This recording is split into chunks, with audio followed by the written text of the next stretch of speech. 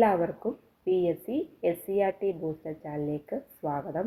നമ്മൾ ഇന്ന് ഡിസ്കസ് ചെയ്യുന്നത് കമ്പനി ബോർഡ് LGSന്റെ സിലബസ് വൈസ് പുതിയ SCRTയിലെ ഫിസിക്സിലെ ചാപ്റ്റേഴ്സ് ആണ്. ഓൾറെഡി നമ്മൾ 5 പാർട്ടായിട്ട് ചെയ്തിട്ടുണ്ട്. ഇത് ലാസ്റ്റ് പാർട്ടാണ്. കാണാത്തവർ ആ വീഡിയോസ് കണ്ടതിന് ശേഷം ഇത് കാണുക. നമ്മൾ GK പോർഷനിൽ പുതിയ SCRTയിലെ ടോപ്പിക്സ് എല്ലാം കവർ ചെയ്തിട്ടുണ്ട്. നമ്മളിനി കംപ്ലീറ്റ് ആക്കാനുള്ളത് ഫിസിക്സും കെമിസ്ട്രിയുമാണ്. ഫിസിക്സ് നമ്മൾ ഈ വീഡിയോയിൽ കംപ്ലീറ്റ് ആക്കും. അപ്പം നമുക്ക് ഇനി എടുക്കാനുള്ള ചാപ്റ്റേഴ്സ് 8ാം ക്ലാസ്സിലെ 12ാമത്തെ ചാപ്റ്റർ ഗോളീയ ദർപ്പണം,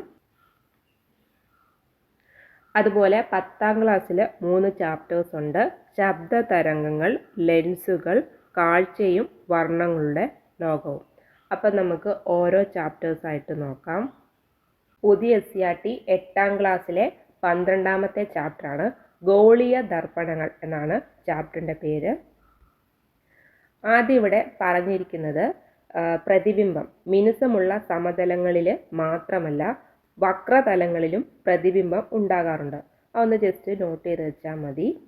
അതാണ് ഇവിടെ പറയുന്നത്. സമതലങ്ങളിലേതുപോലെ തന്നെ വക്രതലങ്ങളിലും പ്രതിബിംബങ്ങൾ ഉണ്ടാകും. നമ്മൾ സമതലങ്ങളിലെ കേസൊക്കെ പ്രീവിയസ് പാർട്ടിൽ ഡിസ്കസ് ചെയ്താണ്. കാണാത്തവർ ആ വീഡിയോ കാണുക. സമതല ദർപ്പണം എന്ന് പറയുന്നത് എന്താണ്? ഉപരിതലം സമതലമായ ദർപ്പണമാണ്. ഇവിടെ ഗോളീയ ദർപ്പണം എന്ന് പറയുന്നത് പ്രതിപതന തലം ഗോളത്തിൻ്റെ ഭാഗമായിട്ട് വരുന്നതാണ് ഗോളീയ ദർപ്പണങ്ങളെന്ന് പറയുന്നത്. ഇവിടെ ബോക്സിൽ കൊടുത്തിട്ടുണ്ട്. പ്രതിപതന തലം ഗോളത്തിൻ്റെ ഭാഗമായിട്ട് വരുന്ന ദർപ്പണങ്ങളെയാണ് നമ്മൾ ഗോളീയ ദർപ്പണങ്ങളെന്ന് പറയുന്നത്. ഇനി നമ്മൾ പറയുന്നത് കോൺകേവ് ദർപ്പണത്തെക്കുറിച്ചും അതുപോലെ കോൺവെക്സ് ദർപ്പണത്തെക്കുറിച്ചുമാണ്.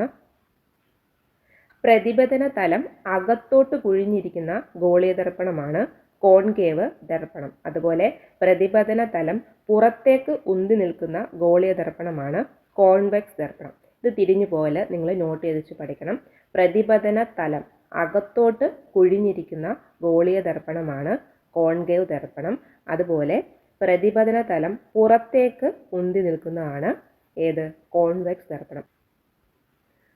അടുത്ത നമ്മൾ പറയുന്നത് വക്രതാ കേന്ദ്രം, സെൻറ്റർ ഓഫ് കർവേച്ചർ എന്തെന്നാണ്. ഇവിടെ ഫിഗറിൽ ഈ ഗോളത്തിൻ്റെ കേന്ദ്ര ഭാഗത്തെയാണ് നമ്മൾ വക്രതാ കേന്ദ്രമെന്ന് പറയുന്നത്. C എന്ന അക്ഷരം കൊണ്ടാണ് ഇത് ഡിനോട്ട് ചെയ്തിരിക്കുന്നത്. എന്താണ് വക്രതാ കേന്ദ്രം? ഗോളത്തിൻ്റെ കേന്ദ്രമാണ് വക്രതാ കേന്ദ്രം. അടുത്തത് ഇവിടെ വക്രതാ ആരം എന്തെന്നാണ് പറഞ്ഞിരിക്കുന്നത്. വക്രതാ ആരം എന്ന് പറയുന്നത് ഈ വക്രതാ കേന്ദ്രത്തിൽ നിന്ന് ഗോളീയ ദർപ്പണത്തിൻ്റെ പ്രതിപതന തലത്തിലേക്കുള്ള ദൂരമാണ് വക്രതാ ആരം. CA CP ഇതൊക്കെയാണ് വക്രതാ ആരം എന്ന് പറയുന്നത്. ഇവിടെ പറയുന്നുണ്ട് ഇത് വക്രതാ കേന്ദ്രത്തിൽ നിന്നും ഗോളീയ ദർപ്പണത്തിൻ്റെ പ്രതിപതന തലത്തിലേക്കുള്ള അകലമാണ്. വക്രതാ കേന്ദ്രത്തിൽ നിന്നും ദർപ്പണത്തിലേക്ക് ഒരു രേഖ വരച്ചാൽ അത് ദർപ്പണത്തിന് ലംബമായിരിക്കും. നമുക്ക് ബോക്സിൽ പറയുന്നത് നോക്കാം. അടുത്തത് ഒരു ഗോളീയ ദർപ്പണത്തിൻ്റെ വൃത്താകൃതിയിലുള്ള പ്രതിപതന തലത്തിൻ്റെ വ്യാസത്തെയാണ് നമ്മൾ അപ്പച്ചർ എന്ന് പറയുന്നത്. ഇമ്പോർട്ടൻ്റ് ആണ്, പ്രീവിയസ് ഇയർ ചോദിച്ചിട്ടുണ്ട്.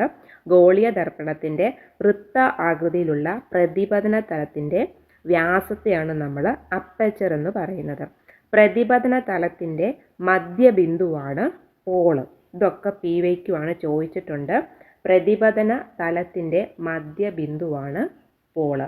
വക്രതാ കേന്ദ്രത്തിനെയും അതുപോലെ പോളിനെയും ബന്ധിപ്പിച്ചുകൊണ്ട് കടന്നു പോകുന്ന സാങ്കല്പിക രേഖയാണ് നമ്മൾ ഗോളീയ ദർപ്പണത്തിൻ്റെ മുഖ്യ അക്ഷമെന്ന് പറയുന്നത്.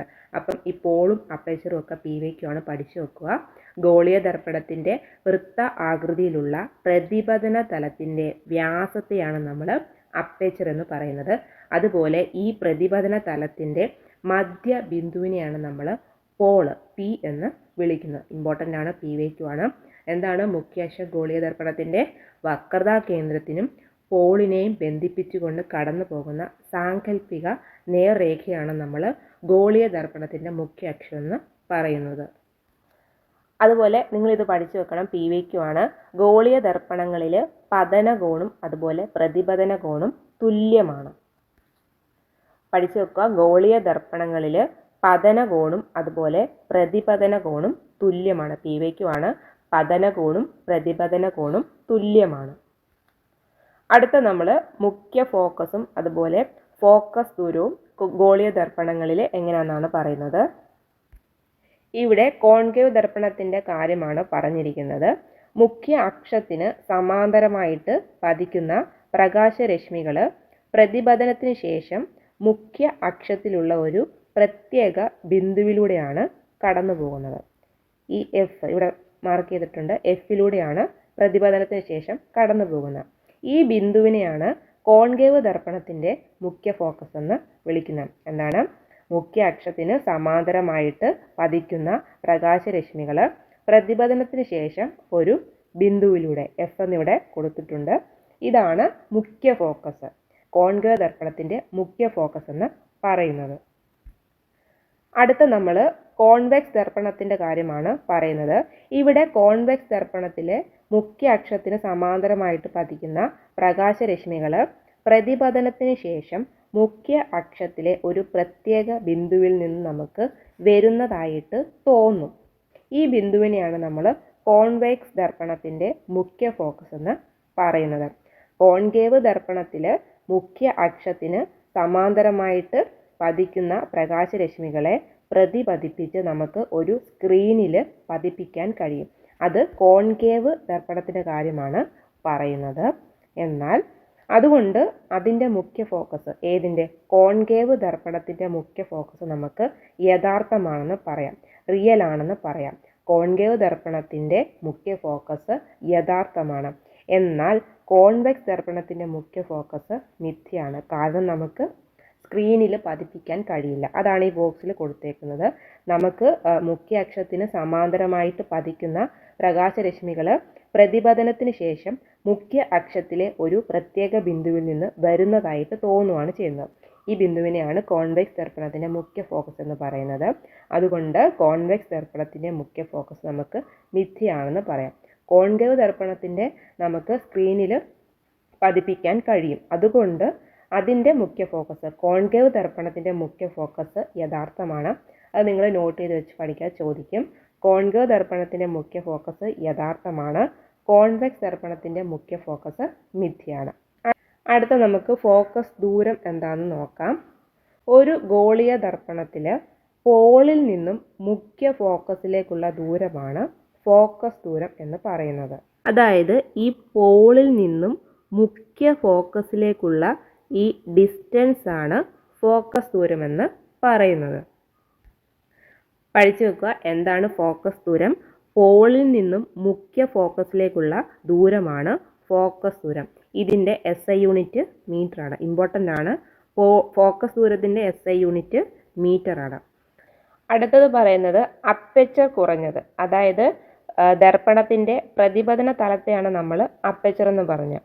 അത് കുറഞ്ഞ ഒരു ഗോളീയ ദർപ്പണത്തിൻ്റെ ഫോക്കസ് ദൂരം എന്ന് പറയുന്നത് ആ ദർപ്പണത്തിൻ്റെ വക്രത ആരത്തിൻ്റെ പകുതി ആയിരിക്കും. നിങ്ങൾ ഈ ഇക്വേഷൻ പഠിച്ചു വെക്കണം. PSC റിപ്പീറ്റഡ് ആയിട്ട് ഇതിൽ നിന്ന് ക്വസ്റ്റ്യൻസ് ചോദിക്കാറുണ്ട്. ഒരു പ്രോബ്ലം തന്നിട്ടുണ്ട്. 40 സെൻറ്റിമീറ്റർ ഫോക്കസ് ദൂരമുള്ള ഒരു കോൺകേവ് ദർപ്പണത്തിൻ്റെ വക്രത ആരം എത്ര എന്നാണ് ചോദിച്ചിരിക്കുന്നത്. ഇവിടെ നമുക്ക് ഇക്വേഷൻ അറിയാം. F=R/2 ആണ്. അപ്പോൾ നമുക്ക് അതിൽ നിന്ന് നമുക്ക് കണ്ടുപിടിക്കാൻ പറ്റും. ഇവിടെ F എന്ന് പറയുന്നത് 40 എന്ന് തന്നിട്ടുണ്ട്. നമുക്ക് വേണ്ടത് 6 ആണ്. ഈ 2 അപ്പുറം ഇൻറ്റു ചെയ്താൽ മതി. അപ്പം നമുക്ക് 80 എന്ന് കിട്ടും. ഇമ്പോർട്ടൻ്റ് ആണ് ഇക്വേഷൻ, പഠിച്ചു വെക്കണം. PSC റിപ്പീറ്റഡ് ആയിട്ട് ചോദിക്കുന്നത്. അടുത്തത് ഫോക്കസ് തലത്തെക്കുറിച്ചാണ് ഇവിടെ പറഞ്ഞിരിക്കുന്നത്. ഒരു ഗോളീയ ദർപ്പണത്തിൻ്റെ പോളിൽ നിന്നും മുഖ്യ ഫോക്കസിലേക്കുള്ള ദൂരമാണ് ഫോക്കസ് ദൂരം. അത് നമ്മൾ പറഞ്ഞു. പോളിൽ നിന്നും ഇതേ ദൂരത്തിൽ മുഖ്യ അക്ഷത്തിന് ലംബമായിട്ട് മുഖ്യ ഫോക്കസ് കൂടി ഉൾപ്പെടുന്ന ഒരു തലം കൂടി സങ്കല്പിക്കുക. ഇതാണ് ഗോളീയ ദർപ്പണങ്ങളുടെ ഫോക്കസ് തലം എന്ന് പറയുന്നത്. പ്രകാശരശ്മികൾ പ്രതിപതനത്തിന് ശേഷം ഈ തലത്തിലെ ബിന്ദുക്കളിൽ കേന്ദ്രീകരിക്കും. ഒരു കോൺകേവ് ദർപ്പണം വളരെ അകലെയുള്ള ഒരു വസ്തുവിൻ്റെ ഒരു യഥാർത്ഥ പ്രതിബിംബം ഉണ്ടാക്കുന്നത് അതിൻ്റെ ഫോക്കസ് തലത്തിലാണ്. അതൊന്ന് ജസ്റ്റ് നോട്ട് ചെയ്ത് വെച്ചാൽ മതി. എന്താണ് ഫോക്കസ് തലം? Focal plane. ഒരു ഗോളീയ ദർപ്പണത്തിൻ്റെ പോളിൽ നിന്നും മുഖ്യ ഫോക്കസിലേക്കുള്ള ദൂരമാണ് അതിൻ്റെ ഫോക്കസ് ദൂരം. ഇങ്ങനെ പോളിൽ നിന്നും ഇതേ ദൂരത്തിൽ മുഖ്യ അക്ഷത്തിന് ലംബമായിട്ട് ഒരു മുഖ്യ ഫോക്കസ് കൂടി നമ്മൾ ഉൾപ്പെടുത്തുന്നതായിട്ടൊരു തലം സങ്കല്പിക്കുക. ഇതാണ് ഗോളീയ ദർപ്പണങ്ങളുടെ ഫോക്കസ് തലം. പ്രകാശരശ്മികൾ പ്രതിപതനത്തിന് ശേഷം ഈ തലത്തിലെ ബിന്ദുക്കളിൽ കേന്ദ്രീകരിക്കും. ഇവിടെ പിക്ചർ കൊടുത്തിട്ടുണ്ട്. ഒരു കോൺകേവ് ദർപ്പണം വളരെ അകലെയുള്ള ഒരു വസ്തുവിൻ്റെ ഒരു യഥാർത്ഥ പ്രതിബിംബം ഉണ്ടാക്കുന്നത് അതിൻ്റെ ഫോക്കസ് തലത്തിലാണ്. അതൊന്ന് നോട്ട് ചെയ്ത് വെക്കുക. നമ്മൾ ഇത്രയും ഭാഗം ഡിസ്കസ് ചെയ്തത് പഴയ SCERTയിലും നോക്കിയിട്ട് പോകാം. പഴയ SCERT 8ാം ക്ലാസ്സിൽ 18ാമത്തെ ചാപ്റ്റർ ഉണ്ട്, പ്രകാശ പ്രതിപതനം ഗോളീയ ദർപ്പണങ്ങൾ. നമുക്ക് പഴയ SCERTയും ഡിസ്കസ് ചെയ്ത് പോകാം. ഇതിൽ പറയുന്നുണ്ട്, സമതല ദർപ്പണങ്ങളിൽ മാത്രമല്ല മിനുസമായ വക്രതലങ്ങളിലും പ്രതിബിംബങ്ങൾ ഉണ്ടാകാറുണ്ട്. പ്രതിപതന തലം ഗോളത്തിൻ്റെ ഭാഗമായിട്ട് വരുന്ന ദർപ്പണങ്ങളാണ് ഗോളീയ ദർപ്പണങ്ങളെന്ന് പറയുന്നത്. അതുപോലെ തന്നെ പ്രതിപതന തലം അകത്തോട്ട് കുഴിഞ്ഞ ഗോളീയ ദർപ്പണങ്ങളാണ് കോൺകേവ് ദർപ്പണം. പ്രതിപതന തലം പുറത്തേക്ക് ഉന്തി നിൽക്കുന്ന ഗോളീയ ദർപ്പണങ്ങളാണ് കോൺവെക്സ് ദർപ്പണം. പുതിയ SCERTയിൽ പറയുന്ന ഫാക്റ്റ് ഒക്കെ തന്നെയാണ് പഴയ SCERTയിലും പറയുന്നത്. പിന്നെ നമ്മൾ പഠിച്ച എന്താണ് വക്രതാ കേന്ദ്രം, സെൻറ്റർ ഓഫ് കർവേച്ചർ. എന്താണ് സെൻറ്റർ ഓഫ് കർവേച്ചർ എന്ന് പറയുന്നത്? ഒരു ദർപ്പണം ഏത് ഗോളത്തിൻ്റെ ഭാഗമാണോ ആ ഗോളത്തിൻ്റെ കേന്ദ്രത്തെയാണ് നമ്മൾ വക്രതാ കേന്ദ്രമെന്ന് പറയുന്നത്. എന്താണ്? ഒരു ദർപ്പണം ഏത് ഗോളത്തിൻ്റെ ഭാഗമാണോ ആ ഗോളത്തിൻ്റെ കേന്ദ്രത്തെയാണ് നമ്മൾ വക്രതാ കേന്ദ്രമെന്ന് പറയുന്നത്. ഇവിടെ C എന്ന ബിന്ദു വക്രതാ കേന്ദ്രത്തെ സൂചിപ്പിക്കുന്നു. കേന്ദ്രമാണ്, ഗോളത്തിൻ്റെ കേന്ദ്രത്തെയാണ് നമ്മൾ വക്രതാ കേന്ദ്രമെന്ന് പറയുന്നത്. ഈ വക്രതാ കേന്ദ്രത്തിൽ നിന്നും ദർപ്പണത്തിലേക്ക് വരയ്ക്കുന്ന ഏതൊരു രേഖയും ആ ദർപ്പണത്തിന് ലംബമായിട്ടായിരിക്കും. പിന്നെ നമ്മൾ പറഞ്ഞത് വക്രത ആരമാണ്. ഒരു ദർപ്പണം ഏത് ഗോളത്തിൻ്റെ ഭാഗമാണോ ആ ഗോളത്തിൻ്റെ ആരത്തെയാണ് നമ്മൾ ദർപ്പണത്തിൻ്റെ വക്രത ആരമെന്ന് പറയുന്നത്. നമ്മൾ ഓൾറെഡി ഡിസ്കസ് ചെയ്ത കാര്യമാണ്. പിന്നെ നമ്മൾ പറഞ്ഞത് അപ്പേച്ചറാണ്. അതെന്താണ്? PVQ ആണ്, പഠിച്ചു വെക്കുക. ഒരു ദർപ്പണത്തിൻ്റെ പ്രതിപതന തലത്തെയാണ് നമ്മൾ അപ്പേച്ചർ എന്ന് പറയുന്നത്. പിന്നെ വരുന്നത് പോളാണ്. എന്താണ് പോള്? ദർപ്പണത്തിൻ്റെ പ്രതിപതന തലത്തിൻ്റെ മധ്യബിന്ദുവിനെയാണ് നമ്മൾ പോൾ എന്ന് പറയുന്നത്. പിന്നെ മുഖ്യ അക്ഷമാണ്. വക്രതാ കേന്ദ്രത്തെയും അതുപോലെ പോളിനെയും ബന്ധിപ്പിച്ച് കടന്നു പോകുന്ന നേർരേഖയാണ് നമ്മൾ മുഖ്യ അക്ഷമായിട്ട് പറയുന്നത്. പിന്നെ ഇവിടെ പറയുന്നത് ഗോളീയ ദർപ്പണങ്ങളിൽ നിന്നുള്ള പ്രതിപതനത്തെക്കുറിച്ചാണ്. നമ്മൾ സമതല ദർപ്പണമായിട്ട് ഉള്ള കാര്യങ്ങൾ പ്രീവിയസ് വീഡിയോയിൽ ഡിസ്കസ് ചെയ്തതാണ്. പതനകിരണം അതുപോലെ പ്രതിപതന കിരണം, പിന്നെ പതന ബിന്ദുവിലൂടെ പ്രതിപതന തലത്തിൽ വരയ്ക്കുന്ന ലംബം, ഇവയൊക്കെ ഒരേ തലത്തിലായിരിക്കും. ഇവിടെ നിങ്ങൾ പഠിച്ചു വെക്കണം, ഗോളീയ ദർപ്പണങ്ങളിൽ പതനകോണും പ്രതിപതന കോണും തുല്യമാണ്. പതനകോണും പ്രതിപതന കോണും തുല്യമാണ്. പിന്നെ നമ്മൾ ഓൾറെഡി പറഞ്ഞ കാര്യങ്ങൾ തന്നെയാണ്, റിവിഷനായിട്ട് എടുത്താൽ മതി. ഗോളീയ ദർപ്പണങ്ങളുടെ ഫോക്കസും അതുപോലെ ഫോക്കസ് ദൂരത്തെക്കുറിച്ചുമാണ് പറയുന്നത്. ആദ്യം ഇവിടെ കോൺകേവ് ദർപ്പണത്തിൻ്റെ മുഖ്യ ഫോക്കസിനെ കുറിച്ചാണ് പറയുന്നത്. ഒരു കോൺകേവ് ദർപ്പണത്തിൻ്റെ മുഖ്യ അക്ഷത്തിന് സമാന്തരമായിട്ട് ദർപ്പണത്തിൽ പതിക്കുന്ന പ്രകാശരശ്മികൾ പ്രതിപതനത്തിന് ശേഷം മുഖ്യ അക്ഷത്തിലുള്ള ഒരു ബിന്ദുവിലൂടെയാണ് കടന്നു പോകുന്നത്. ഈ ബിന്ദുവാണ് കോൺകേവ് ദർപ്പണത്തിൻ്റെ മുഖ്യ ഫോക്കസ് എന്ന് പറയുന്നത്. എന്താണ് കോൺകേവ് ദർപ്പണത്തിൻ്റെ മുഖ്യ ഫോക്കസ്? പ്രതിപതനത്തിന് ശേഷം മുഖ്യ അക്ഷത്തിലുള്ള ഒരു ബിന്ദുവിലൂടെയാണ് കടന്നു പോകുന്നത്. അതിനെയാണ് നമ്മൾ കോൺകേവ് ദർപ്പണത്തിൻ്റെ മുഖ്യ ഫോക്കസ്, ക്യാപിറ്റൽ F എന്ന് പറയുന്നത്. അടുത്തത് കോൺവെക്സ് ദർപ്പണത്തിൻ്റെ കാര്യമാണ് പറയുന്നത്. ഇവിടെ കോൺവെക്സ് ദർപ്പണത്തിൻ്റെ മുഖ്യ ഫോക്കസിൽ പ്രകാശകിരണങ്ങളെ കേന്ദ്രീകരിപ്പിച്ച് നമുക്ക് സ്ക്രീനിൽ പതിപ്പിക്കാൻ സാധ്യമല്ല. അതുകൊണ്ട് നമുക്ക് കോൺവെക്സ് ദർപ്പണത്തിൻ്റെ മുഖ്യ ഫോക്കസ് മിഥ്യയാണെന്ന് പറയാം. ഇതൊക്കെ നമ്മൾ ഓൾറെഡി ഡിസ്കസ് ചെയ്ത കാര്യമാണ്. ഇവിടെ പറയുന്നുണ്ട് കോൺവെക്സ് ദർപ്പണത്തിൻ്റെ മുഖ്യ ഫോക്കസ്. ഒരു കോൺവെക്സ് ദർപ്പണത്തിൻ്റെ മുഖ്യ അക്ഷത്തിന് സമാന്തരമായിട്ട് പതിക്കുന്ന പ്രകാശരശ്മികൾ പ്രതിപതനത്തിന് ശേഷം ദർപ്പണത്തിൻ്റെ മറുഭാഗത്ത്, ഇവിടെ പിക്ചറിൽ നിങ്ങൾക്ക് കാണാം, മറുഭാഗത്താണ് മറുഭാഗത്ത് മുഖ്യ അക്ഷത്തിലൊരു ബിന്ദുവിൽ നിന്ന് വരുന്നത് പോലെ തോന്നും. ഈ ബിന്ദുവിനെയാണ് നമ്മൾ കോൺവെക്സ് ദർപ്പണത്തിൻ്റെ മുഖ്യ ഫോക്കസ് എന്ന് പറയുന്നത്. ഇത് നമുക്ക് സ്ക്രീനിൽ പതിപ്പിക്കാൻ സാധ്യമല്ല. അതുകൊണ്ട് തന്നെ നമുക്ക് കോൺവെക്സ് ദർപ്പണത്തിൻ്റെ മുഖ്യ ഫോക്കസ് മിഥ്യയാണെന്ന് പറയാം. എന്നാൽ കോൺകേവ് ദർപ്പണത്തിൻ്റെ മുഖ്യ ഫോക്കസ് യഥാർത്ഥമാണ്. അത് നമ്മൾ ഓൾറെഡി പറഞ്ഞ കാര്യമാണ്. ഇവിടെ ബോക്സിൽ കൊടുത്തിട്ടുണ്ട് കോൺകേവ് ദർപ്പണം അത് യഥാർത്ഥമാണ്, അതുപോലെ ദർപ്പണത്തിന് മുന്നിലാണ് ഉണ്ടാകുന്നത്. പിന്നെ കോൺവെക്സ് ദർപ്പണത്തിൻ്റെ മിഥ്യയാണ്, അത് ദർപ്പണത്തിന് പിന്നിലാണ്. അത് പഠിച്ചു വെക്കുക, ഇമ്പോർട്ടൻ്റ് ആണ്. പിന്നെ ഇവിടെ പറയുന്ന ഫോക്കസ് ദൂരത്തെക്കുറിച്ചാണ്. എന്താണ് ഫോക്കസ് ദൂരം? ഒരു ദർപ്പണത്തിൻ്റെ പോളിൽ നിന്ന് അതിൻ്റെ മുഖ്യ ഫോക്കസിലേക്കുള്ള അകലമാണ് ഫോക്കസ് ദൂരം. നമ്മൾ സ്മോൾ എഫ് എന്ന അക്ഷരം കൊണ്ടാണ് സൂചിപ്പിക്കുന്നത്. ഇവിടെ ഇക്വേഷൻ നമ്മൾ ഓൾറെഡി പറഞ്ഞു, ഇമ്പോർട്ടൻ്റ് ആണ്. എഫ് എന്ന് പറയുന്നത് r/2 ആണ്. ഇവിടെ ടെക്സ്റ്റിൽ ഒരു ക്വസ്റ്റ്യൻ കൊടുത്തിട്ടുണ്ട്. വക്രത ആരം 20 ആണ്. അപ്പം നമ്മൾ ഫോക്കസ് ദൂരം കണ്ടുപിടിക്കാനാണ്. അപ്പം എഫ് എന്ന് പറയുന്നത് r/2, 20/2 ചെയ്താൽ മതി, 10 സെൻറ്റിമീറ്റർ എന്ന് കിട്ടും. ഇത് ഇമ്പോർട്ടൻ്റ് ആണ്. PSC റിപ്പീറ്റഡ് ആയിട്ട് ചോദിക്കുന്ന ഒരു പ്രോബ്ലമാണ്, പഠിച്ചു വെക്കുക. ഇനി നമുക്ക് പുതിയ SCERT നോക്കാം. ഇതിൽ പറയുന്നത് അടുത്തത് ഗോളീയ ദർപ്പണങ്ങളിലെ പ്രതിബിംബ രൂപീകരണത്തെ കുറിച്ചാണ്. സമതല ദർപ്പണത്തിലെ കാര്യം നമ്മൾ പ്രീവിയസ് വീഡിയോയിൽ ഡിസ്കസ് ചെയ്തതാണ്. നിവർന്നതും മിഥ്യയുമാണ്. അടുത്തത് ഇവിടെ നമുക്ക് പഠിക്കേണ്ടത് പ്രതിബിംബങ്ങൾ 2 തരത്തിലുണ്ട്. നമുക്കറിയാവുന്ന കാര്യമാണ്. യഥാർത്ഥ പ്രതിബിംബമുണ്ട്, അതുപോലെ മിഥ്യാ പ്രതിബിംബമുണ്ട്. യഥാർത്ഥ പ്രതിബിംബം നമുക്ക് സ്ക്രീനിൽ പതിപ്പിക്കാൻ കഴിയും, എന്നാൽ മിഥ്യാ പ്രതിബിംബം നമുക്ക് സ്ക്രീനിൽ പതിപ്പിക്കാൻ കഴിയില്ല. അത് നോട്ട് ചെയ്ത് വെക്കുക. ഈ ടേബിൾ ഇമ്പോർട്ടൻ്റ് ആണ്, നിങ്ങൾ പഠിച്ചു വെക്കണം. കോൺകേവ് ദർപ്പണത്തിൻ്റെ പ്രതിബിംബ രൂപീകരണമാണ്. PSC റീസെൻ്റ് ആയിട്ടാണ് എക്സാമിന് ചോദിച്ചിട്ടുണ്ട്. ഇതിൽ വസ്തുവിൻ്റെ സ്ഥാനം വളരെ അകലെയാണെങ്കിൽ പ്രതിബിംബം രൂപപ്പെടുന്നത് Fലാണ്. അതുപോലെ പ്രതിബിംബത്തിൻ്റെ പ്രത്യേകതകളും പഠിച്ചു വെക്കണം. ചെറുതാണ്, അതുപോലെ തല കീഴായതാണ്, പിന്നെ യഥാർത്ഥമാണ്. നമുക്ക് പിക്ചർ വെച്ച് നോക്കാം. ഇവിടെ പറഞ്ഞിട്ടുണ്ട് വസ്തു അനന്തതയിലാണെങ്കിൽ പ്രകാശരശ്മി മുഖ്യ അക്ഷത്തിന് സമാന്തരമായിട്ട് വരും. പ്രതിപതനത്തിന് ശേഷം മുഖ്യ ഫോക്കസിലൂടെ കടന്നു പോകുന്നു.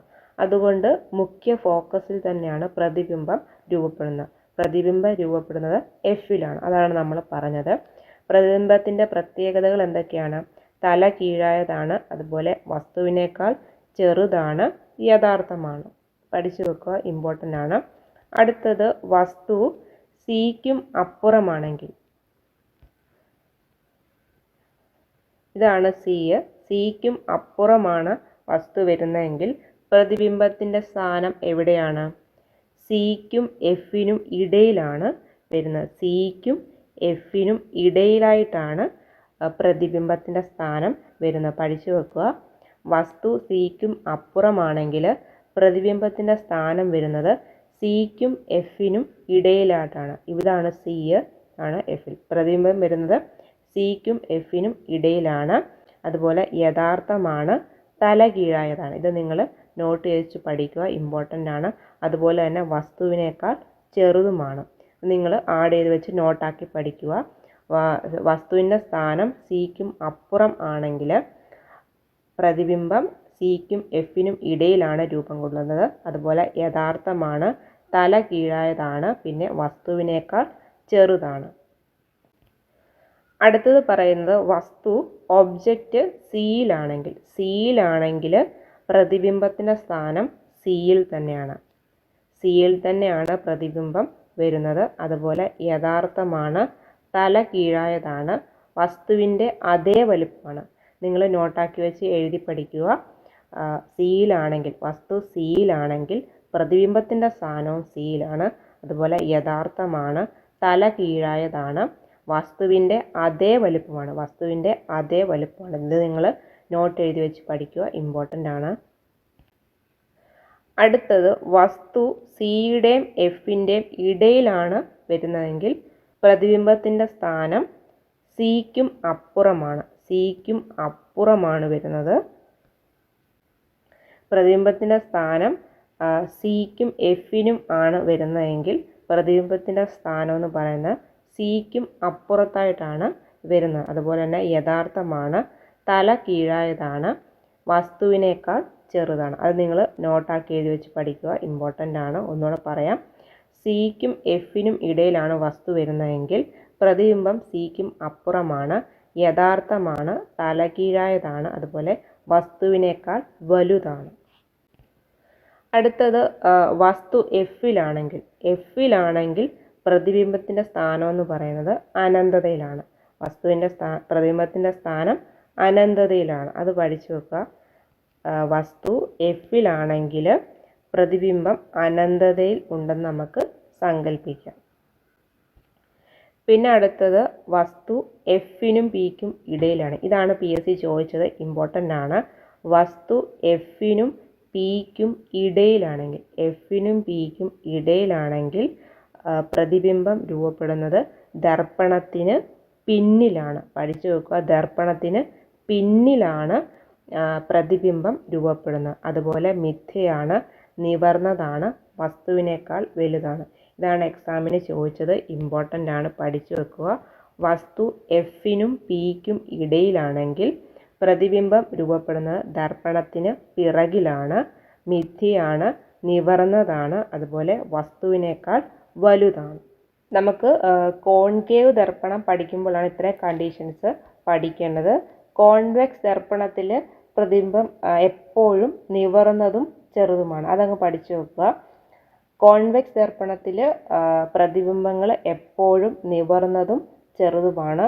അതുപോലെ മിഥ്യാ പ്രതിബിംബമാണ്, ഇമ്പോർട്ടൻ്റ് ആണ്, മിഥ്യാ പ്രതിബിംബമാണ്. പഠിച്ചു വെക്കുക, ഇമ്പോർട്ടൻ്റ് ആണ്. കോൺവെക്സ് ദർപ്പണങ്ങൾ എപ്പോഴും വസ്തുവിനേക്കാൾ ചെറിയ മിഥ്യാ പ്രതിബിംബങ്ങളാണ് ഉണ്ടാക്കുന്നത്. യഥാർത്ഥ പ്രതിബിംബത്തിൽ തലകീഴായിട്ടാണ്, അതുപോലെ ദർപ്പണത്തിന് മുന്നിലാണ് പ്രതിബിംബം രൂപപ്പെടുന്നത്. മിഥ്യാപ്രതിബിംബം എന്ന് വെച്ചാൽ നിവർന്നതാണ്, ദർപ്പണത്തിന് പുറകിലാണ് ഉണ്ടാകുന്നത്. അടുത്ത് ഇനി പറയുന്നത് ആവർത്തനമാണ്. എന്താണ് മാഗ്നിഫിക്കേഷൻ? മാഗ്നിഫിക്കേഷൻ എന്ന് പറയുന്നത് പ്രതിബിംബത്തിൻ്റെ ഉയരവും അതുപോലെ വസ്തുവിൻ്റെ ഉയരവും തമ്മിലുള്ള അനുപാത സംഖ്യയാണ് നമ്മൾ ആവർത്തനം എന്ന് പറയുന്നത്. ഇക്വേഷൻ ഇവിടെ കൊടുത്തിട്ടുണ്ട്. M = HI/HO, അതായത് height of image divided by height of object. അടുത്തത് ഗോളീയ ദർപ്പണം നിത്യജീവിതത്തിൽ നമ്മൾ എന്തിനൊക്കെയാണ് യൂസ് ചെയ്യുന്നതാണ് ഇവിടെ പറഞ്ഞിരിക്കുന്നത്. ആദ്യം കോൺകേവ് ദർപ്പണത്തിൻ്റെ ഉപയോഗത്തെക്കുറിച്ചാണ് പറയുന്നത്. കോൺകേവ് ദർപ്പണം നമ്മൾ സോളാർ തെർമൽ പവർ പ്ലാന്റുകളിൽ യൂസ് ചെയ്യാറുണ്ട്. പഠിച്ചു വെക്കുക, സോളാർ തെർമൽ പവർ പ്ലാന്റുകളിൽ. പിന്നെ വരുന്നത് ഷേവിംഗ് മിറർ, മേക്കപ്പ് മിറർ, അതുപോലെ ദന്ത ഡോക്ടർമാർ ഉപയോഗിക്കുന്ന കണ്ണാടിയിലൊക്കെ കോൺകേവ് ദർപ്പണമാണ്. പഠിച്ചു വെക്കുക, ഇമ്പോർട്ടൻ്റ് ആണ്. ഷേവിംഗ് മിറർ, മേക്കപ്പ് മിറർ, അതുപോലെ ദന്ത ഡോക്ടർമാർ ഉപയോഗിക്കുന്ന കണ്ണാടിയിലൊക്കെ യൂസ് ചെയ്യുന്ന കോൺകേവ് ദർപ്പണമാണ്. പിന്നെ നമ്മൾ യൂസ് ചെയ്യുന്നത് ടോർച്ചിൽ, അതുപോലെ വാഹനങ്ങളുടെ ഹെഡ്ലൈറ്റിലൊക്കെ യൂസ് ചെയ്യുന്നത് കോൺകേവ് ദർപ്പണമാണ്. പഠിച്ചു വെക്കുക, എക്സാമിലൊക്കെ PSC ചോദിക്കാറുണ്ട്. അടുത്തത് കോൺവെക്സ് ദർപ്പണമാണ്. കൂടുതലും ചോദിച്ചിരിക്കുന്ന റിയർ വ്യൂ മിററായിട്ട് യൂസ് ചെയ്യുന്നത് കോൺവെക്സ് ദർപ്പണമാണ്. വാഹനങ്ങളിൽ പിൻകാഴ്ചകൾ കാണാൻ വേണ്ടി നമ്മൾ യൂസ് ചെയ്യുന്നത് റിയർ വ്യൂ മിററാണ്. അപ്പം ഈ ചാപ്റ്ററിൽ ഇത്രയും പോയിന്റ്സ് ഉള്ളൂ. നമുക്കിനി പഴയ SCRTയും കൂടെ നോക്കാം, ബാക്കി പോയിന്റ്സും കൂടി. കോൺകേവ് ദർപ്പണത്തിൻ്റെ പ്രതിബിംബ രൂപീകരണമാണ് നമ്മൾ പറഞ്ഞ കാര്യം തന്നെയാണ്. വസ്തു വളരെ അകലെയാണെങ്കിൽ പ്രതിബിംബത്തിൻ്റെ സ്ഥാനം എവിടെയാണ്? എഫിലാണ്. അതുപോലെ പ്രതിബിംബത്തിൻ്റെ സവിശേഷതകൾ എന്തൊക്കെയാണ്? യഥാർത്ഥമാണ്, തല കീഴായതാണ്, അതുപോലെ വളരെ ചെറുതാണ്. പിന്നെ വരുന്നത് വസ്തു സിക്ക് അപ്പുറമാണെങ്കിൽ പ്രതിബിംബത്തിൻ്റെ സ്ഥാനം എങ്ങനെയാണ്? സിക്കും എഫിനും ഇടയിലാണ്. പഠിച്ചേക്കുക, വസ്തു സിക്ക് അപ്പുറമാണെങ്കിൽ പ്രതിബിംബത്തിൻ്റെ സ്ഥാനം സിക്കും എഫിനും ഇടയിലാണ്. പ്രതിബിംബത്തിൻ്റെ സവിശേഷതകളും പഠിച്ചു വെക്കുക, ഇമ്പോർട്ടൻ്റ് ആണ്. യഥാർത്ഥമാണ്, തല കീഴായതാണ്, അതുപോലെ വസ്തുവിനേക്കാൾ ചെറുതാണ്. അടുത്തത് വസ്തു സിയിലാണെങ്കിൽ പ്രതിബിംബവും സിയിൽ തന്നെയാണ്. വസ്തു സിയിലാണെങ്കിൽ പ്രതിബിംബവും സിയിൽ തന്നെയാണ്. അതുപോലെ തന്നെ യഥാർത്ഥമാണ്, തല കീഴായതാണ്, വസ്തുവിൻ്റെ അതേ വലുപ്പമാണ്. അടുത്തത് വസ്തു സിക്കും എഫിനും ഇടയിലാണെങ്കിൽ പ്രതിബിംബം സിക്ക് അപ്പുറമാണ്. അതുപോലെ യഥാർത്ഥമാണ്, തല കീഴായതാണ്, വസ്തുവിനേക്കാൾ വലുതാണ്. അടുത്തത് വസ്തു എഫിലാണെങ്കിൽ പ്രതിബിംബം എന്ന് പറയുന്നത് അനന്തതയിലാണ്. അങ്ങനെ നമുക്ക് സങ്കല്പിക്കാം. പിന്നെ വരുന്നത് വസ്തു എഫിനും പിക്കും ഇടയിലാണെങ്കിൽ, ഇതാണ് എക്സാമിന് ചോദിച്ചത്. പ്രതിബിംബം രൂപപ്പെടുന്നത് ദർപ്പണത്തിന് പിന്നിലാണ്, മിഥ്യയാണ്, നിവർന്നതാണ്, അതുപോലെ വസ്തുവിനേക്കാൾ വലുതാണ്. പിന്നെ നമ്മൾ പറയുന്നത് കോൺവെക്സ് ദർപ്പണത്തിലെ കാര്യമാണ്. ഇത് നമുക്ക് ഒന്ന് പഠിച്ചു വെച്ചാൽ മതി. കോൺകേവ് ദർപ്പണത്തിൻ്റെയാണ് ഇത്രയും കാര്യങ്ങൾ പഠിക്കേണ്ടത്. കോൺവെക്സ് ദർപ്പണം നമ്മൾ പഠിക്കേണ്ടത് അത് പ്രതിബിംബം രൂപപ്പെടുന്നത് മുഖ്യ ഫോക്കസിനും പോളിൻ്റെയും ഇടയ്ക്കാണ്. അതുപോലെ ചെറുതും മിഥ്യയും നിവർന്നതാണ്. പ്രതിബിംബത്തിൻ്റെ സ്ഥാനം എന്ന് പറയുന്നത് മുഖ്യ ഫോക്കസിനും പോളിൻ്റെയും ഇടയിലാണ്. അതുപോലെ പ്രതിബിംബത്തിൻ്റെ സവിശേഷത എന്തൊക്കെയാണ്? മിഥ്യയാണ്, ചെറുതാണ്, നിവർന്നതാണ്. അതെല്ലാ കേസിലും അങ്ങനെയാണ്, പഠിച്ചു വെക്കുക. മിഥ്യയാണ്, നിവർന്നതാണ്, ചെറുതാണ്. പ്രതിബിംബത്തിൻ്റെ സവിശേഷത എല്ലാ കേസിലും സെയിം ആണ്. മിഥ്യയാണ്, നിവർന്നതാണ്, ചെറുതാണ്. ഇവിടെ പറഞ്ഞിട്ടുണ്ട്, ഒരു കോൺവെക്സ് ദർപ്പണം രൂപീകരിക്കുന്ന പ്രതിബിംബം എപ്പോഴും മിഥ്യയും നിവർന്നതും വസ്തുവിനേക്കാൾ ചെറുതും ആയിരിക്കും. വസ്തുവിൻ്റെ സ്ഥാനം ദർപ്പണത്തിന് മുമ്പിൽ എവിടെ ഇരുന്നാലും പ്രതിബിംബത്തിൻ്റെ സ്ഥാനം എപ്പോഴും പോളിനും മുഖ്യ ഫോക്കസിനും ഇടയിലായിരിക്കും. ഇമ്പോർട്ടൻ്റ് ആണ്, പഠിച്ചു വെക്കുക. പ്രതിബിംബത്തിൻ്റെ സ്ഥാനം എപ്പോഴും പോളിനും മുഖ്യ ഫോക്കസിനും ഇടയിലാണ്. പ്രതിബിംബത്തിൻ്റെ സവിശേഷം പഠിക്കുക: മിഥ്യ, നിവർന്നത്, അതുപോലെ വസ്തുവിനേക്കാൾ ചെറുത്. ഇനി പഠിച്ചു വെക്കേണ്ടത് കോൺകേവ് ദർപ്പണത്തിൻ്റെ ഉപയോഗങ്ങൾ: ഷേവിംഗ് മിറർ, മേക്കപ്പ് മിറർ, ഡോക്ടർമാരുടെ ഹെഡ് മിറർ, അതുപോലെ സിനിമ പ്രൊജക്ടറുകളിൽ യൂസ് ചെയ്യുന്നത്. ഇമ്പോർട്ടൻ്റ് ആണ്. ഷേവിംഗ് മിറർ, മേക്കപ്പ് മിറർ, അതുപോലെ ഡോക്ടർമാരുടെ ഹെഡ് മിറർ, പിന്നെ സിനിമ പ്രൊജക്ടറുകളിൽ യൂസ് ചെയ്യുന്നു. കോൺകേവ് ദർപ്പണം ഉപയോഗിക്കുന്ന സന്ദർഭമാണ് ഷേവിംഗ് മിറർ, മേക്കപ്പ് മിറർ, അതുപോലെ ഡോക്ടർമാരുടെ ഹെഡ് മിറർ, പിന്നെ സിനിമ പ്രൊജക്ടറുകളിൽ. അതുപോലെ തന്നെ സെർച്ച് ലൈറ്റുകളിലും കോൺകേവ് ദർപ്പണം യൂസ് ചെയ്യാറുണ്ട്. ഇമ്പോർട്ടൻ്റ് ആണ്. അടുത്തത് കോൺവെക്സ് ദർപ്പണത്തിൻ്റെ കാര്യമാണ് പറയുന്നത്. തെരുവ് വിളക്കുകളിൽ, സ്ട്രീറ്റ് ലൈറ്റ്സിൽ റിഫ്ലക്ടറായിട്ട് യൂസ് ചെയ്യാറുണ്ട്. അതുപോലെ വാഹനങ്ങളിൽ റിയർ വ്യൂ മിററായിട്ടും യൂസ് ചെയ്യാറുണ്ട്. അപ്പോൾ നമ്മൾ ഈ ചാപ്റ്ററിലെ ഇമ്പോർട്ടൻ്റ് ആയിട്ടുള്ള പോയിൻറ്റ്സ് പറഞ്ഞ് നമ്മൾ പുതിയ SCERT അതുപോലെ പഴയ SCERT ഡിസ്കസ് ചെയ്തിട്ടുണ്ട്. നമുക്കിനി 10ാം ക്ലാസ്സിലെ 3 ചാപ്റ്റർ ഉണ്ട്, അത് നോക്കാം. പുതിയ SCERT 10ാം ക്ലാസ്സിലെ 1ാമത്തെ ചാപ്റ്ററാണ് ശബ്ദ തരംഗങ്ങൾ എന്നാണ് ചാപ്റ്ററിൻ്റെ പേര്. നമുക്ക് PSC point of view important ആയിട്ടുള്ള പോയിൻറ്റ്സ് നോക്കി പോകാം. PSC റിപ്പീറ്റഡ് ആയിട്ട് ചോദിക്കുന്നതാണ് ദോലനം. എന്താണ് ദോലനം? ഒരു വസ്തു അതിൻ്റെ തുലന സ്ഥാനത്തെ ആസ്പദമാക്കി കൃത്യമായ ഇടവേളകളിൽ ഇരുവശത്തേക്കും ചലിക്കുന്നതാണ് ദോലനമെന്ന് പറയുന്നത്. ഓസിലേഷൻ. ഒരു വസ്തു തുലന സ്ഥാനത്തെ ആസ്പദമാക്കി കൃത്യമായ ഇടവേളകളിൽ ഇരുവശത്തേക്കും ചലിക്കുന്നതാണ് ദോലനം. അത് നമുക്ക് ഊഞ്ഞാലിലെ ചലനം നമുക്ക് പറയാം. ഇമ്പോർട്ടൻ്റ് ആണ്. ഊഞ്ഞാലിലെ ചലനം എന്ന് പറയുന്നത് ദോലനമാണ്. പ്രീവിയസ് ഇയർ ചോദിച്ചിട്ടുണ്ട്, റിപ്പീറ്റഡ് ആയിട്ട് ചോദിക്കുന്നതാണ് ദോലനത്തിൻ്റെ എക്സാമ്പിൾ. ഊഞ്ഞാലിൻ്റെ ചലനം, അതുപോലെ പെൻഡുലത്തിൻ്റെ ചലനം, ഇതൊക്കെ ദോലനത്തിന് എക്സാമ്പിളാണ്. അടുത്തത് ഇവിടെ ആയതി എന്നാണ് പറയുന്നത്. തുലന സ്ഥാനത്ത് നിന്ന് ഒരു വശത്തേക്കുള്ള പരമാവധി സ്ഥാനാന്തരത്തിൻ്റെ അളവിനെയാണ് നമ്മൾ ആയതി എന്ന് പറയുന്നത്. സ്ഥാനാന്തരം എന്താണെന്നൊക്കെ നമ്മൾ പ്രീവിയസ് ഇയർ ക്ലാസ്സിൽ പറയുന്നുണ്ട്. കാണാത്തവർ അത് കാണുക. ആയതിയെ നമ്മൾ സ്മോൾ a എന്ന അക്ഷരം കൊണ്ടാണ് സൂചിപ്പിക്കുന്നത്. അതുപോലെ നിങ്ങൾ ആയതിയുടെ SI യൂണിറ്റ് പഠിച്ചു വെക്കുക. ഇമ്പോർട്ടൻ്റ് ആണ്. മീറ്ററാണ് ആയതിയുടെ SI യൂണിറ്റ്. ദോലന ചലനങ്ങൾക്ക് എക്സാമ്പിൾ പഠിച്ചു വെക്കണം. ഇവിടെ ക്ലോക്കിൻ്റെ, പെൻഡുലത്തിൻ്റെ ചലനം പറയുന്നുണ്ട്. അതുപോലെ ഊഞ്ഞാലിൻ്റെ നിങ്ങൾക്ക് പറയാം. പിന്നെ പെൻഡുലം, ഇതൊക്കെ ഇമ്പോർട്ടൻ്റ് ആണ്, പഠിച്ചു വെക്കുക. ഇവിടെ പറയുന്നുണ്ട് പഴയ കാലത്തെ പെൻഡുലം ക്ലോക്കുകളിൽ നമ്മൾ 99.35 സെൻറ്റിമീറ്റർ നീളമുള്ള പെൻഡുലം, അതായത് സെക്കൻഡ്സ് പെൻഡുലം ഉപയോഗിച്ചിരുന്നു. ഇൻവാർ നിങ്ങൾ പഠിച്ചു വെക്കേണ്ടത് ഇതാണ്. ഇൻവാർ ഇൻവാർ എന്ന ലോഹസങ്കരം ഉപയോഗിച്ചാണ് ഇത് ഉണ്ടാക്കിയിരിക്കുന്നത്. പഠിച്ചു വെക്കുക, ഇമ്പോർട്ടൻ്റ് ആണ്. PSC ബോക്സിലൊക്കെയുള്ളതാണ് ചോദിക്കുന്നത്. ഇൻവാർ ലോഹസങ്കരം ഏതാണ്? ഇൻവാർ. അടുത്തത്, ഒരു ദോലനത്തിന് ആവശ്യമായ സമയത്തെ നമ്മൾ പറയുന്നത് പീരീഡ് എന്നാണ്. ഇതിനെ നമ്മൾ ക്യാപിറ്റൽ T എന്ന അക്ഷരം കൊണ്ടാണ് സൂചിപ്പിക്കുന്നത്. നമ്മൾ പീരീഡ് അളക്കുന്നത് സെക്കൻഡ് എന്ന യൂണിറ്റ് ഉപയോഗിച്ചാണ്. അതൊന്ന് പഠിച്ചു വെക്കുക. നമ്മൾ പീരീഡ് അളക്കുന്നത് സെക്കൻഡ് എന്ന യൂണിറ്റ് ഉപയോഗിച്ചാണ്. ഇവിടെ ഒരു ക്വസ്റ്റ്യൻ തന്നിട്ടുണ്ട്. ഒരു മിനിറ്റിൽ, അതായത് 60 സെക്കൻഡിൽ ദോലനങ്ങളുടെ എണ്ണം 30 ആണെങ്കിൽ ഒരു സെക്കൻഡിലെ ദോലനങ്ങളുടെ എണ്ണം കണ്ടുപിടിക്കുന്നതാണ് 30/60 ചെയ്താൽ മതി. അടുത്തത് ഇവിടെ ഹെൻറിച്ച് റുഡോൾഫ് ഹെർട്സിനെ കുറിച്ച് പറയുന്നുണ്ട്. ഇമ്പോർട്ടൻ്റ് ആണ്, PVQ ആണ്, പഠിച്ചു വെക്കുക. അദ്ദേഹത്തിൻ്റെ പ്രധാന സംഭാവനകൾ എന്തൊക്കെയാണ്? വൈദ്യുത കാന്തിക തരംഗങ്ങളുടെ സാന്നിധ്യം പരീക്ഷണങ്ങളിലൂടെ കണ്ടെത്തി. അതുപോലെ റേഡിയോ, ടെലിവിഷൻ, ടെലഗ്രാഫ്, ടെലഫോൺ പുരോഗതിക്ക് ആവശ്യമായ അടിത്തറയിട്ടു. നിങ്ങളിത് പഠിച്ചു വെക്കുക, ഇമ്പോർട്ടൻ്റ് ആണ്. ഫോട്ടോ ഇലക്ട്രിക് പ്രഭാവം കണ്ടുപിടിച്ചത് ആരാണ്? ഹെൻറിച്ച് ഹെർട്സ് ആണ്. PVQ ആണ്.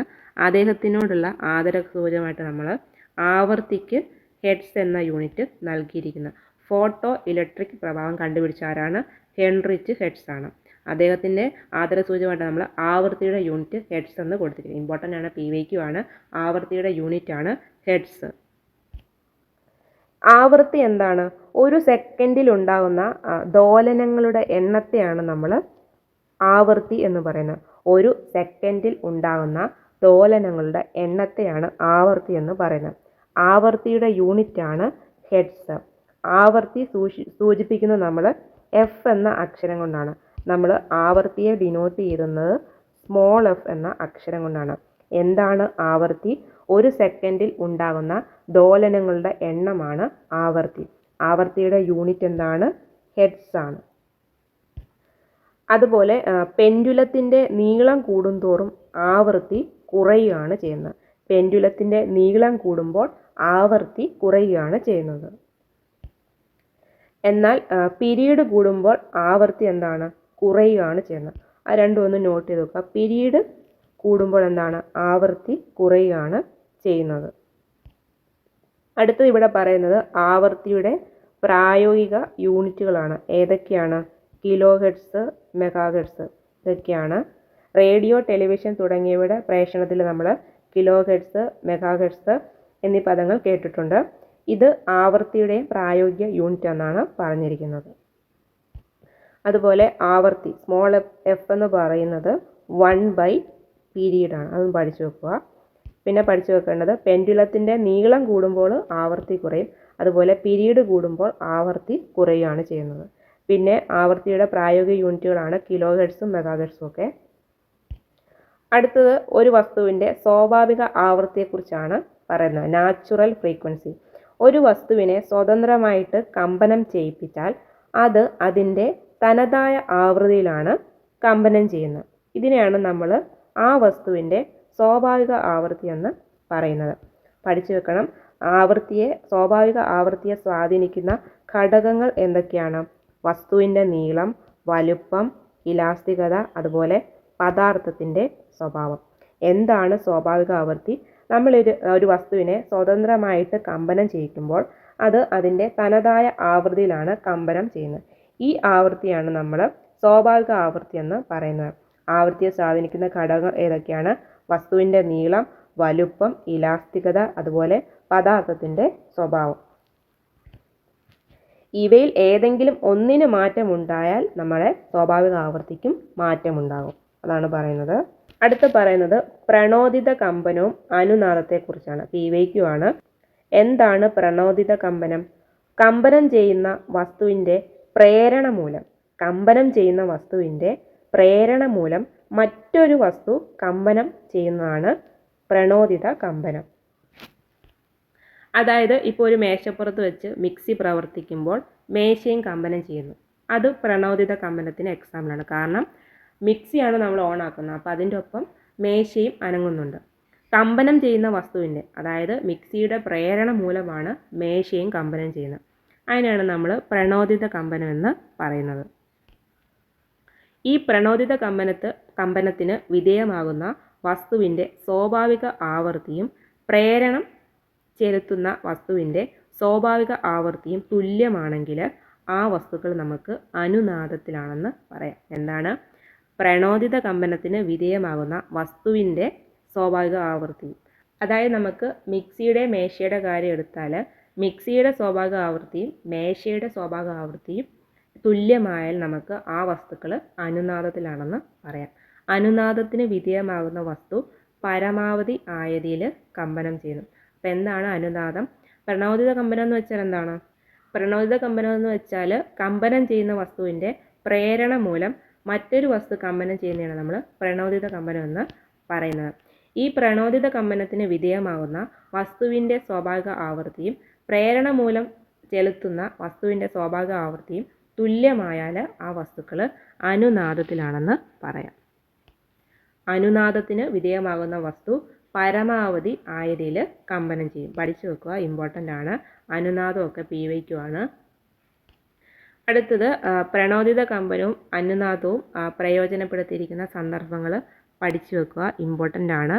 MRI സ്കാനിങ്ങിൽ, അതുപോലെ റേഡിയോ ട്യൂണിങ്ങിന്, പിന്നെ ഗിറ്റാർ, വയലിന്, വീണ, ഹാർമോണിയം, മൃദംഗം തുടങ്ങിയ സംഗീത ഉപകരണങ്ങളിൽ, പിന്നെ സ്റ്റെതസ്കോപ്പ് ഉപയോഗിച്ച് ഹൃദയമിടിപ്പ് നമ്മൾ നോക്കാറുണ്ട്.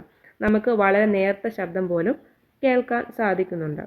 അപ്പം ശരീരത്തിലെ ശബ്ദങ്ങൾ ശ്രവിക്കുന്നതിന് ഉപയോഗിക്കുന്ന സ്റ്റെതസ്കോപ്പിൽ ശബ്ദത്തിൻ്റെ പ്രണോദിത കമ്പനവും അനുനാദവും പ്രയോജനപ്പെടുത്തിയിരിക്കുന്നു. പഠിച്ചു വെക്കുക.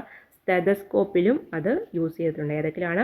MRI സ്കാനിങ്ങിൽ, റേഡിയോ ട്യൂണിങ്ങിന്, പിന്നെ ഗിറ്റാർ, വയലിന്, വീണ, ഹാർമോണിയം, മൃദംഗം തുടങ്ങിയ സംഗീത ഉപകരണങ്ങളിൽ, പിന്നെ സ്റ്റെതസ്കോപ്പിൽ, അതുപോലെ തന്നെ മെഗാഫോണ്, ഹോണ്, സംഗീത ഉപകരണങ്ങളായ ട്രംസ്, നാഗസ്വരം, ഇതിലൊക്കെ പ്രണോദിത കമ്പനവും അനുനാദവും പ്രയോജനപ്പെടുത്തിയിട്ടുണ്ട്. പഠിച്ചു വെക്കുക, ഇമ്പോർട്ടൻ്റ് ആണ്. അടുത്തിവിടെ ക്വസ്റ്റ്യൻ കൊടുത്തിട്ടുണ്ട്.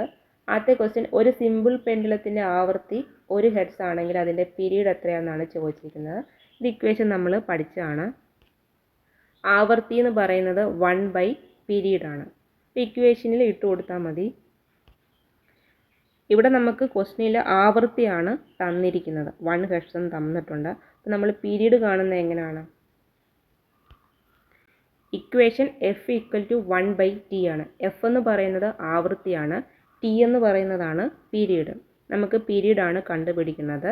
അപ്പം T ഇപ്പോഴത്തെ സൈഡിലോട്ട് കൊണ്ടുപോകാം. നമുക്ക് 1/F എന്ന് ഇക്വേഷൻ വരും. ഇവിടെ F എന്ന് പറയുന്നത് 1 എന്ന് തന്നിട്ടുണ്ട്. അപ്പം പീരീഡ് എന്ന് പറയുന്നത് 1 ആണ് ആൻസർ വരുന്നത്. അടുത്തത്, ഒരു പെൻഡുലം ദോലനം പൂർത്തിയാക്കാൻ 0.5 സെക്കൻഡ് എടുക്കുന്നുവെങ്കിൽ ആവൃത്തി, ഇവിടെ F ആണ് ചോദിച്ചിരിക്കുന്നത്, എത്രയാണ്? 1/0.5 ചെയ്താൽ മതി. അടുത്തത്, 512 ഹെർട്സ് ആവൃത്തിയുള്ള ഒരു ട്യൂണിംഗ് ഫോർക്ക് ഉത്തേജിപ്പിച്ച് അതിൻ്റെ തണ്ട് മേശമേൽ അമർത്തി വയ്ക്കുന്നു.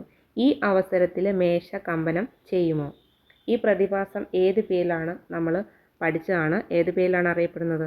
പ്രണോദിത കമ്പനം എന്നാണ് അറിയപ്പെടുന്നത്. എന്താണ് പ്രണോദിത കമ്പനം എന്ന് പറയുന്നത്? കമ്പനം ചെയ്യുന്ന വസ്തുവിൻ്റെ പ്രേരണ മൂലം മറ്റൊരു വസ്തു കമ്പനം ചെയ്യുന്നതാണ് പ്രണോദിത കമ്പനം, ഫോഴ്സ്ഡ് വൈബ്രേഷൻ. അടുത്ത നമ്മൾ പഠിക്കുന്നത് തരംഗ ചലനത്തെക്കുറിച്ചാണ്, വേവ് മോഷൻ. എന്താണ് തരംഗ ചലനം? ഇവിടെ ഒരു സ്പ്രിങ്ങിൻ്റെ എക്സാമ്പിൾ കൊടുത്തിട്ടുണ്ട്.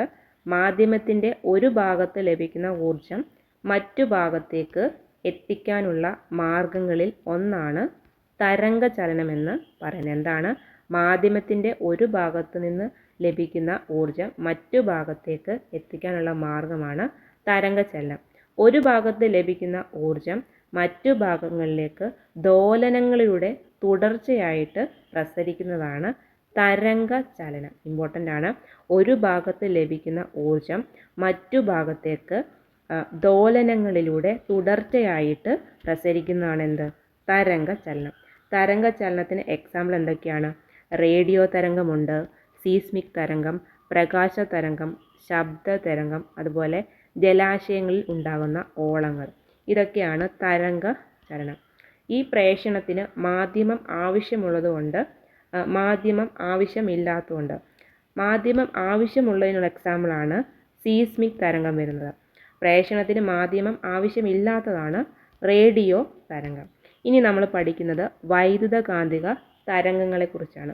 റേഡിയോ തരംഗം, മൈക്രോവേവ്, ഇൻഫ്രാറെഡ് തരംഗം, ദൃശ്യപ്രകാശം, അൾട്രാവയലറ്റ് കിരണം, എക്സ് കിരണം, ഗാമ കിരണം എന്നിവ വൈദ്യുതകാന്തിക തരംഗങ്ങളാണ്. ഇവയുടെ പ്രേഷണത്തിന് മാധ്യമം ആവശ്യം ഇല്ല. വൈദ്യുതകാന്തിക തരംഗങ്ങൾ ഏതൊക്കെയാണ്? റേഡിയോ തരംഗം, മൈക്രോവേവ്, ഇൻഫ്രാറെഡ് തരംഗം, ദൃശ്യപ്രകാശം, അൾട്രാവയലറ്റ്, എക്സ് കിരണം, ഗാമ കിരണം. ഇവയുടെ പ്രേഷണത്തിന് മാധ്യമം ആവശ്യം ഇല്ല. മാധ്യമം ആവശ്യമില്ലാത്തത് ഏതൊക്കെയാണെന്ന് പഠിച്ചു നോക്കുക, ഇമ്പോർട്ടൻ്റ് ആണ്. അടുത്തത് നമ്മൾ പഠിക്കുന്നത് യാന്ത്രിക തരംഗമാണ്. യാന്ത്രിക തരംഗം എന്ന് വെച്ചാൽ പ്രേഷണത്തിന് മാധ്യമം ആവശ്യമാണ്. പ്രേഷണത്തിന് മാധ്യമം ആവശ്യം ഇല്ലാത്തത് ഏതാണ്? ആവശ്യമില്ല. അതേതാണ്? വൈദ്യുതകാന്തിക തരംഗമാണ്. പ്രേഷണത്തിന് മാധ്യമം ആവശ്യമായത് ഏതാണ്? യാന്ത്രിക തരംഗമാണ്. തിരിഞ്ഞു പോകരുത്. യാന്ത്രിക തരംഗങ്ങൾ രണ്ട് വിധമുണ്ട്. അനുദൈർഘ്യ തരംഗവുമുണ്ട്, അനുപ്രസ്ഥ തരംഗവുമാണ്. PYQ ആണ്, പഠിച്ചു വെക്കുക. അനുപ്രസ്ഥ തരംഗവും അനുദൈർഘ്യ തരംഗവും PYQ ആണ്, പഠിച്ചു വെക്കുക. യാന്ത്രിക തരംഗങ്ങൾ പ്രേഷണത്തിന് മാധ്യമം ആവശ്യമാണ്. ഇത് രണ്ട് തരമുണ്ട്, അനുദൈർഘ്യ തരംഗവും അനുപ്രസ്ഥ തരംഗവും. ആദ്യം അനുദൈർഘ്യ തരംഗം എന്നാണ് പറഞ്ഞിരിക്കുന്നത്. മാധ്യമത്തിലെ കണികകൾ തരംഗത്തിൻ്റെ പ്രേഷണ ദിശയ്ക്ക് സമാന്തരമായിട്ട് കമ്പനം ചെയ്യുന്ന തരംഗമാണ് അനുദൈർഘ്യ തരംഗം. അനുദൈർഘ്യ തരംഗം എന്താണ്? മാധ്യമത്തിലെ കണികകൾ തരംഗത്തിൻ്റെ പ്രേഷണ ദിശയ്ക്ക് സമാന്തരമായിട്ട് കമ്പനം ചെയ്യുന്ന തരംഗമാണ് അനുദൈർഘ്യ തരംഗം. ശബ്ദ പ്രേഷണത്തിന് മാധ്യമം ആവശ്യമാണെന്ന് നമ്മൾ പഠിച്ചിട്ടുണ്ട്. വായുവിലൂടെ ശബ്ദം പ്രേഷണം ചെയ്യുന്നത് എങ്ങനെയാണെന്ന് നമുക്ക് നോക്കാം. ഒരു സ്രോതസ്സിൽ നിന്ന് പുറപ്പെടുന്ന ശബ്ദം വായുവിൽ തുടർച്ചയായിട്ടും ക്രമമായിട്ടും മർദ്ദവ്യതിയാനങ്ങൾ രൂപപ്പെടുത്തുന്നുണ്ട്. വായു തന്മാത്രകൾ തമ്മിലുള്ള അകലം കുറഞ്ഞു വരുന്ന ഭാഗത്ത് മർദ്ദം കൂടുതലായിട്ട് അനുഭവപ്പെടും. വായു തന്മാത്രകൾ തമ്മിലുള്ള അകലം കുറഞ്ഞു വരുന്ന ഭാഗത്ത് മർദ്ദം കൂടുതലായിട്ട് അനുഭവപ്പെടും. ഇത്തരം മേഖലയാണ് ഉച്ചമർദ്ദ മേഖലകൾ. മർദ്ദം കുറഞ്ഞ മേഖലകൾ ഏതാണ്? നീചമർദ്ദ മേഖലകൾ. മാധ്യമത്തിൽ ഒന്നിടവിട്ട് ഉച്ചമർദ്ദ മേഖലകളും നീചമർദ്ദ മേഖലകളും രൂപപ്പെടുത്തിയാണ് ശബ്ദം സഞ്ചരിക്കുന്നത്. ശബ്ദം ഒരു അനുദൈർഘ്യ തരംഗമാണ്. പഠിച്ചു വെക്കുക. ശബ്ദം ഒരു അനുദൈർഘ്യ തരംഗമാണ്. PYQ ആണ്. ശബ്ദം ഒരു അനുദൈർഘ്യ തരംഗമാണ്. അടുത്തത് അനുപ്രസ്ഥ തരംഗം എന്നാണ് പറയുന്നത്. മാധ്യമത്തിലെ കണികകൾ തരംഗത്തിൻ്റെ പ്രേഷണ ദിശയ്ക്ക് ലംബമായിട്ട് കമ്പനം ചെയ്യുന്ന തരംഗമാണ് അനുപ്രസ്ഥ തരംഗം. അനുദൈർഘ്യ തരംഗം എങ്ങനെയാണ്? പ്രേഷണ ദിശയ്ക്ക് സമാന്തരമായിട്ടാണ് കമ്പനം ചെയ്യുന്നത്. ലംബമായിട്ട് കമ്പനം ചെയ്യുന്നതാണ് അനുപ്രസ്ഥ തരംഗം. അനുപ്രസ്ഥ തരംഗങ്ങളിൽ തുലന സ്ഥാനത്ത് നിന്ന് ഏറ്റവും ഉയർന്നു നിൽക്കുന്ന ഭാഗമാണ് ശൃംഗങ്ങൾ. അതുപോലെ താഴ്ന്നു നിൽക്കുന്ന ഭാഗത്തെയാണ് നമ്മൾ ഗർത്തമെന്ന് പറയുന്നത്. അടുത്ത ഇനി നമ്മൾ പറയുന്നത് തരംഗങ്ങളുടെ സവിശേഷതകളാണ്. എന്തൊക്കെയാണ് തരംഗങ്ങളുടെ സവിശേഷത? ആയതിയുണ്ട്, ആവൃത്തി, പീരീഡ്, തരംഗ ദൈർഘ്യം, അതുപോലെ തരംഗ വേഗം. ആദ്യം ഇവിടെ ആയതി എന്തെന്നാണ് പറയുന്നത്, ആംപ്ലിറ്റ്യൂഡ്. ആയതി എന്ന് പറയുന്നത് തുലന സ്ഥാനത്ത് നിന്ന് ഒരു കണികയ്ക്കുണ്ടാകുന്ന ഏറ്റവും കൂടിയ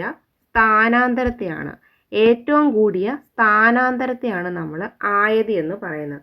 തുലന സ്ഥാനത്ത് നിന്ന് ഒരു കണികയ്ക്കുണ്ടാകുന്ന ഏറ്റവും കൂടിയ സ്ഥാനാന്തരത്തെയാണ് നമ്മൾ ആയതി എന്ന് പറയുന്നത്. അടുത്തത് പീരീഡ് എന്നാണ് പറയുന്നത്. അതിനു മുന്നേ നമുക്ക് സൈക്കിൾ എന്നാണ് നോക്കാം. തരംഗചലനത്തിൽ ഒരു കണികയുടെ പൂർണ്ണമായ ഒരു ദോലനത്തെയാണ് നമ്മൾ സൈക്കിൾ എന്ന് പറയുന്നത്. എന്താണ്? തരംഗചലനത്തിൽ ഒരു കണികയുടെ പൂർണ്ണമായ ഒരു ദോലനത്തെയാണ് നമ്മൾ സൈക്കിൾ എന്ന് പറയുന്നത്. അടുത്ത നമുക്ക് പീരീഡ് നോക്കാം. എന്താണെന്ന്? തരംഗം സഞ്ചരിക്കുമ്പോൾ മാധ്യമത്തിലെ ഒരു കണിക ഒരു കമ്പനം പൂർത്തിയാക്കാൻ എടുക്കുന്ന സമയത്തെയാണ് നമ്മൾ പീരീഡ് എന്ന് പറയുന്നത്. എന്താണ്? മാധ്യമത്തിലെ കണിക ഒരു കമ്പനം, അതായത് സൈക്കിള് പൂർത്തിയാക്കാൻ എടുക്കുന്ന സമയത്തെയാണ് നമ്മൾ പീരീഡ് എന്ന് പറയുന്നത്. അടുത്തത് ആവൃത്തി. എന്താണ് ആവൃത്തി? ഫ്രീക്വൻസി എന്ന് പറയുന്നത് ഒരു സെക്കൻഡിൽ ഉണ്ടാകുന്ന കമ്പനങ്ങളുടെ എണ്ണമാണ്. എന്താണ്? ഒരു സെക്കൻഡിൽ ഉണ്ടാകുന്ന കമ്പനങ്ങളുടെ എണ്ണത്തെയാണ് നമ്മൾ അതിൻ്റെ ആവൃത്തി എന്ന് പറയുന്നത്. ഒരു ബിന്ദുവിലൂടെ ഒരു സെക്കൻഡിൽ കടന്നു പോകുന്ന സൈക്കിളുകളുടെ എണ്ണത്തെയാണ് നമ്മൾ തരംഗത്തിൻ്റെ ആവൃത്തി എന്ന് പറയുന്നത്. അടുത്തത് തരംഗ ദൈർഘ്യം. വേവ് ലെങ്ത് എന്താണ്? മാധ്യമത്തിലെ ഒരു കണിക ഒരു കമ്പനം പൂർത്തീകരിച്ച സമയം കൊണ്ട് തരംഗം സഞ്ചരിക്കുന്ന ദൂരത്തെയാണ് നമ്മൾ തരംഗ ദൈർഘ്യം എന്ന് പറയുന്നത്. നമ്മൾ തരംഗ ദൈർഘ്യത്തെ സൂചിപ്പിക്കുന്ന അക്ഷരം ഏതാണ്? ലാംഡയാണ്. അതുപോലെ ഇമ്പോർട്ടൻ്റ് ആണ്, തരംഗ ദൈർഘ്യത്തിൻ്റെ യൂണിറ്റ് എന്ന് പറയുന്നത് മീറ്റർ ആണ്. തരംഗ ദൈർഘ്യത്തിൻ്റെ യൂണിറ്റ് എന്ന് പറയുന്നത് മീറ്റർ ആണ്. ഇവിടെ പറയുന്നുണ്ട് സമാന കമ്പനാവസ്ഥയിലുള്ള അടുത്തടുത്ത രണ്ട് കണികകൾ തമ്മിലുള്ള അകലത്തെയാണ് നമ്മൾ തരംഗ ദൈർഘ്യം എന്ന് പറയുന്നത്. ഇത് മാധ്യമത്തിലെ ഓരോ കണികയും ഓരോ കമ്പനം പൂർത്തിയാക്കാൻ എടുക്കുന്ന സമയം കൊണ്ട് സഞ്ചരിക്കുന്ന ദൂരത്തിന് തുല്യമാണ്. മാധ്യമത്തിലെ ഓരോ കണികയും ഒരു കമ്പനം പൂർത്തിയാക്കാൻ എടുക്കുന്ന സമയം കൊണ്ട് തരംഗം സഞ്ചരിക്കുന്ന ദൂരത്തിന് തുല്യമാണ്. ഇമ്പോർട്ടൻ്റ് ആണ്, പഠിച്ചു വെക്കുക. അടുത്തടുത്ത രണ്ട് ശൃംഗങ്ങൾ തമ്മിലോ അടുത്തടുത്ത രണ്ട് ഗർത്തങ്ങൾ തമ്മിലോ ഉള്ള അകലവും അനുപ്രസ്ഥ തരംഗത്തിൻ്റെ തരംഗ ദൈർഘ്യമായിട്ട് നമുക്ക് കാണാം. തരംഗ ദൈർഘ്യത്തിൻ്റെ യൂണിറ്റ് എന്താണ്? മീറ്റർ. പഠിച്ചു വെക്കുക. അടുത്തത് തരംഗ വേഗം. ഒരു സെക്കൻഡ് കൊണ്ട് തരംഗം സഞ്ചരിക്കുന്ന ദൂരമാണ് തരംഗ വേഗം. തരംഗ വേഗത്തിൻ്റെ യൂണിറ്റ് ഇമ്പോർട്ടൻ്റ് ആണ്, മീറ്റർ പെർ സെക്കൻഡ് ആണ്. തരംഗ വേഗത്തിൻ്റെ യൂണിറ്റ് മീറ്റർ പെർ സെക്കൻഡ് ആണ്. ഇവിടെ ഒരു ക്വസ്റ്റ്യൻ കൊടുത്തിട്ടുണ്ട്. ഒരു തരംഗം 2 സെക്കൻഡിൽ 700 മീറ്റർ സഞ്ചരിക്കുവാണെങ്കിൽ തരംഗ വേഗം എത്രയാണ്? നമുക്ക് 1 സെക്കൻഡിൽ കണ്ടാൽ മതി. അപ്പം 700ൻ്റെ പകുതി 350 മീറ്റർ ആണ്. അടുത്തത് ആവൃത്തിയും തരംഗവേഗവും തമ്മിൽ ബന്ധമുണ്ടോ? അതിവിടെ പറയുന്നുണ്ട്. വേഗം സ്ഥിരമായിരിക്കുമ്പോൾ തരംഗത്തിൻ്റെ ആവൃത്തി തരംഗ ദൈർഘ്യത്തിന് വിപരീത അനുപാതത്തിലാണ്. ഇവിടെ കൊടുത്തിട്ടുണ്ട് F ഇൻവേഴ്സ്ലി പ്രൊപ്പോർഷണൽ ടു 1/λ. പഠിച്ചു വെക്കുക, ഇമ്പോർട്ടൻ്റ് ആണ്. ഇനി തരംഗ വേഗം, ആവൃത്തി, തരംഗ ദൈർഘ്യം ഇത് വെച്ചൊരു ഇക്വേഷൻ ഉണ്ട്. അതായത് തരംഗ വേഗം എന്ന് പറയുന്നത് ആവൃത്തി ഇൻറ്റു തരംഗ ദൈർഘ്യമാണ്.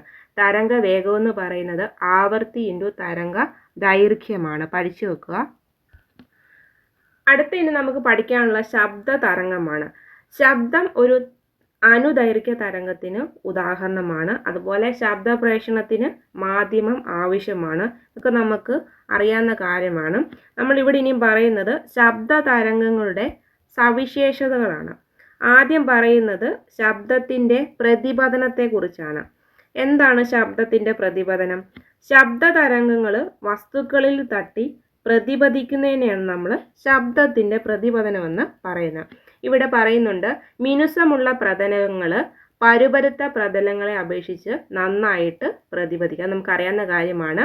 മിനുസമുള്ള പ്രതലമാണ് പരുപരുത്ത പ്രതലങ്ങളെ അപേക്ഷിച്ച് ശബ്ദത്തെ നന്നായിട്ട് പ്രതിഫലിപ്പിക്കുന്നത്. പിന്നെ അടുത്ത് പറയുന്ന ശബ്ദത്തിൻ്റെ ആവർത്തന പ്രതിപതനത്തെക്കുറിച്ചാണ്. നമുക്ക് ആ പേരിൽ നിന്ന് കിട്ടും. ശബ്ദം വ്യത്യസ്ത വസ്തുക്കളിൽ തട്ടി തുടർച്ചയായിട്ട് പ്രതിപദിക്കുന്നതാണ് ആവർത്തന പ്രതിപതനം എന്ന് പറയുന്നത്. അടച്ചിട്ട ഒരു ഹാളിൽ ഒരു സ്രോതസ്സിൽ നിന്നുണ്ടാകുന്ന ശബ്ദം ശ്രോതാവിലേക്ക് എത്തിക്കുന്നതാണ് ഇവിടെ കൊടുത്തിരിക്കുന്നത്. അതൊരു എക്സാമ്പിളായിട്ട് നമുക്ക് പറയാം. ഈ പ്രതിപദിച്ച് വരുന്ന ശബ്ദ തരംഗങ്ങൾ വീണ്ടും പ്രതിപദിക്കുന്നു. അതാണ് നമ്മൾ ശബ്ദത്തിൻ്റെ ആവർത്തന പ്രതിപതനം എന്ന് പറയുന്നത്. അടുത്തത് പ്രതിധ്വനിയാണ്. എന്താണ് പ്രതിധ്വനി? അതായത് ആദ്യ ശബ്ദം ശ്രവിച്ചതിന് ശേഷം അതേ ശബ്ദം തന്നെ പ്രതിപദിച്ച് വീണ്ടും നമ്മൾ കേൾക്കും. അതാണ് പ്രതിധ്വനി എന്ന് പറയുന്നത്. ഇവിടെ ഒരു എക്സാമ്പിൾ കൊടുത്തിട്ടുണ്ട്. എക്കോ പോയിന്റിൽ ഉച്ചത്തിൽ വിളിക്കുന്ന അതേ ശബ്ദം അല്പസമയത്തിന് ശേഷം നമ്മൾ വീണ്ടും കേൾക്കുന്നതായിട്ട് തോന്നുന്നത്. ഇമ്പോർട്ടൻ്റ് ആണ്, പഠിച്ചു വെക്കുക. ഇത് പ്രതിധ്വനി, എക്കോ എന്ന പ്രതിഭാസം മൂലമാണ് സാധ്യമാകുന്നത്. അതുപോലെ തന്നെ ഇതും പഠിച്ചു വെക്കുക.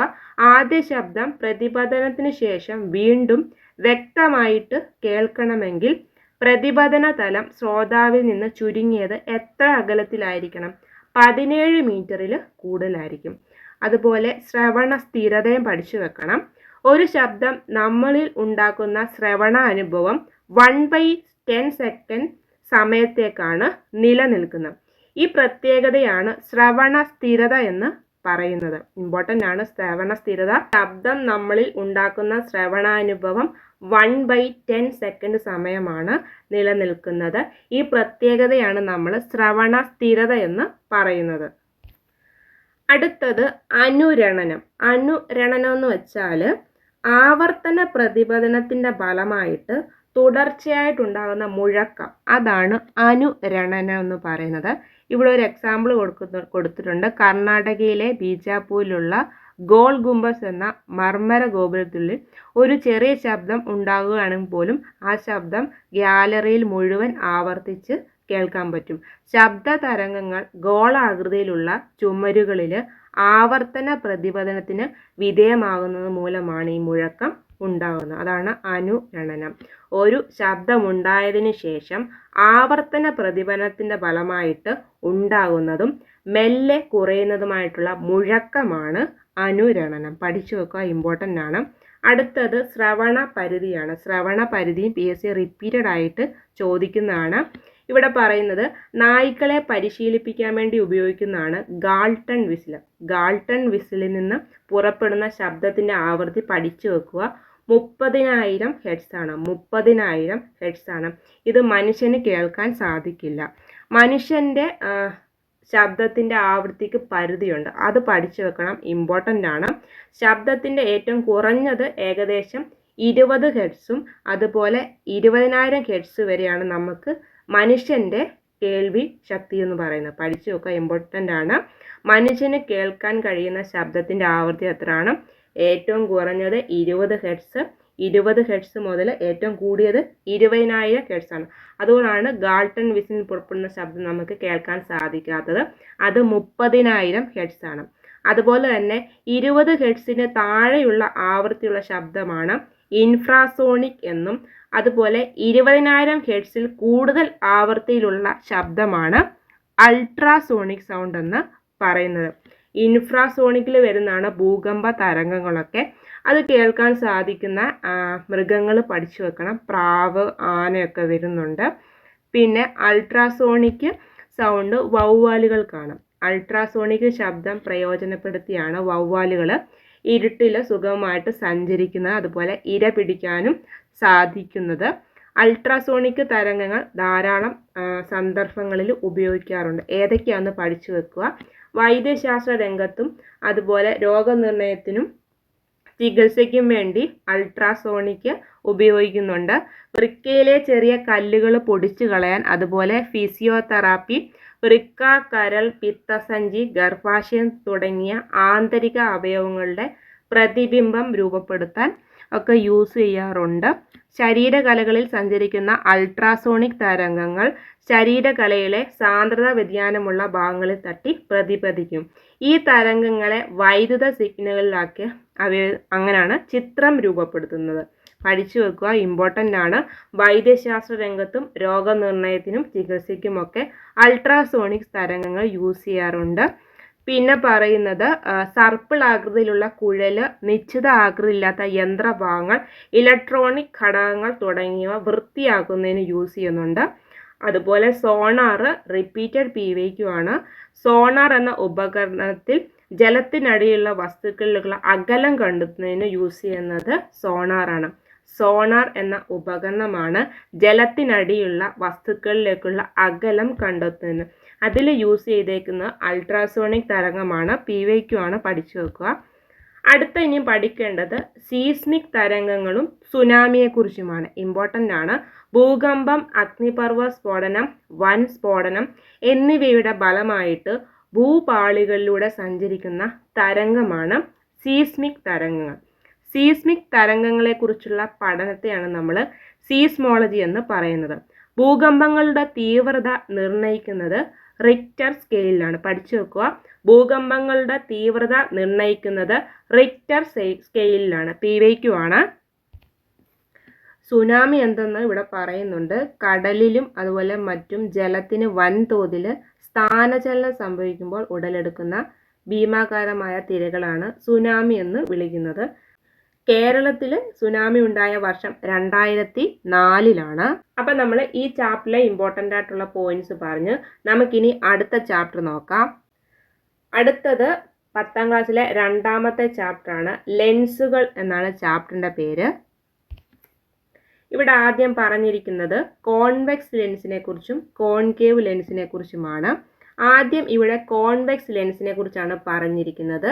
മധ്യഭാഗം കനം കൂടിയതാണ് കോൺവെക്സ് ലെൻസ്. പഠിച്ചു വെക്കുക, മധ്യഭാഗം കനം കൂടിയതാണ്. അതുപോലെ വസ്തുക്കളെ വലുതാക്കി കാണിക്കുന്നത് കോൺവെക്സ് ലെൻസ് ആണ്. അടുത്തത് കോൺകേവ് ലെൻസ് ആണ്. ഇതിൻ്റെ മധ്യഭാഗമാണ് കനം കുറവ്. ഇവിടെ പിക്ചർ കൊടുത്തിട്ടുണ്ട്. അതുപോലെ അരികാണ് കനം കൂടിയതായിട്ട് വരുന്നത്. ഇവിടെ ഡിഫറൻസ് കൊടുത്തിട്ടുണ്ട്. കോൺവെക്സ് ലെൻസ് മധ്യഭാഗം കനം കൂടിയതാണ്. അതുപോലെ തന്നെ വസ്തുക്കളെ വലുതാക്കി കാണിക്കുന്നു. കോൺകേവ് ലെൻസിൽ മധ്യഭാഗം കനം കുറവാണ്. അതുപോലെ അരികാണ് കനം കൂടിയത്. അടുത്ത ഇനി പറയുന്നത് ലെൻസിനെ കുറിച്ചാണ്. അപവർത്തന പ്രതലങ്ങൾ ഗോളങ്ങളുടെ ഭാഗമായിട്ട് വരുന്ന സുതാര്യ മാധ്യമമാണ് ലെൻസ് എന്ന് പറയുന്നത്. അതായത് ഗോള ഉപരിതലങ്ങളിലുള്ള സുതാര്യ മാധ്യമമാണ് ലെൻസ്. എന്താണ് ലെൻസ്? അപവർത്തന പ്രതലങ്ങൾ ഗോളങ്ങളുടെ ഭാഗമായിട്ട് വരുന്ന സുതാര്യ മാധ്യമമാണ് ലെൻസ്. ഇനി നമ്മൾ പഠിക്കുന്നത് ലെൻസുമായിട്ട് ബന്ധപ്പെട്ട പദങ്ങളാണ്. ആദ്യത്തേത് പ്രകാശിക കേന്ദ്രമാണ്. എന്താണ് പ്രകാശിക കേന്ദ്രം? ലെൻസിൻ്റെ മധ്യബിന്ദുവിനെയാണ് നമ്മൾ പ്രകാശിക കേന്ദ്രം എന്ന് പറയുന്നത്. ലെൻസിൻ്റെ മധ്യബിന്ദുവിനെയാണ് പ്രകാശിക കേന്ദ്രം എന്ന് പറയുന്നത്. അടുത്തത് വക്രതാ കേന്ദ്രമാണ്. ലെൻസിൻ്റെ ഓരോ അപവർത്തന പ്രതലവും ഗോളത്തിൻ്റെ ഭാഗമാണ്. ഈ ഗോളങ്ങളുടെ കേന്ദ്രമാണ് വക്രതാ കേന്ദ്രങ്ങൾ. എന്താണ്? ലെൻസിൻ്റെ ഓരോ അപവർത്തന പ്രതലങ്ങളും ഗോളത്തിൻ്റെ ഭാഗമാണ്. ഈ ഗോളങ്ങളുടെ കേന്ദ്രത്തെയാണ് നമ്മൾ വക്രതാ കേന്ദ്രങ്ങൾ എന്ന് പറയുന്നത്. ഇവിടെ C1 C2 എന്ന് പറഞ്ഞ് പിക്ചറിൽ കൊടുത്തിട്ടുണ്ട്. അടുത്തത് പ്രകാശിക അക്ഷം. എന്താണ്? ലെൻസിൻ്റെ വക്രതാ കേന്ദ്രത്തിലൂടെയും പ്രകാശിക കേന്ദ്രത്തിലൂടെയും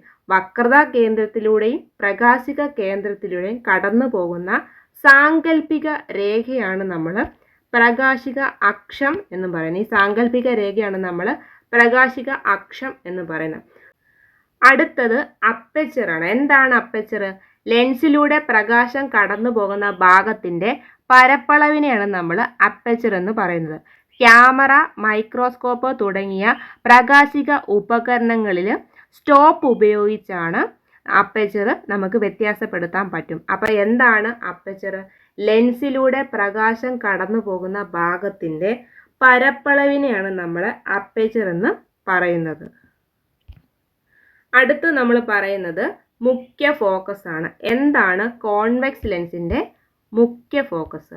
കോൺവെക്സ് ലെൻസിൻ്റെ മുഖ്യ ഫോക്കസ് എന്ന് പറയുന്നത് കോൺവെക്സ് ലെൻസിൻ്റെ പ്രകാശിക അക്ഷത്തിന് സമാന്തരമായിട്ട് വരുന്ന പ്രകാശിക രശ്മികൾ ലെൻസിലൂടെ കടന്നു പോകുമ്പോഴുള്ള ദിശാവ്യതിയാനം ഇവിടെ കാണിച്ചിട്ടുണ്ട്.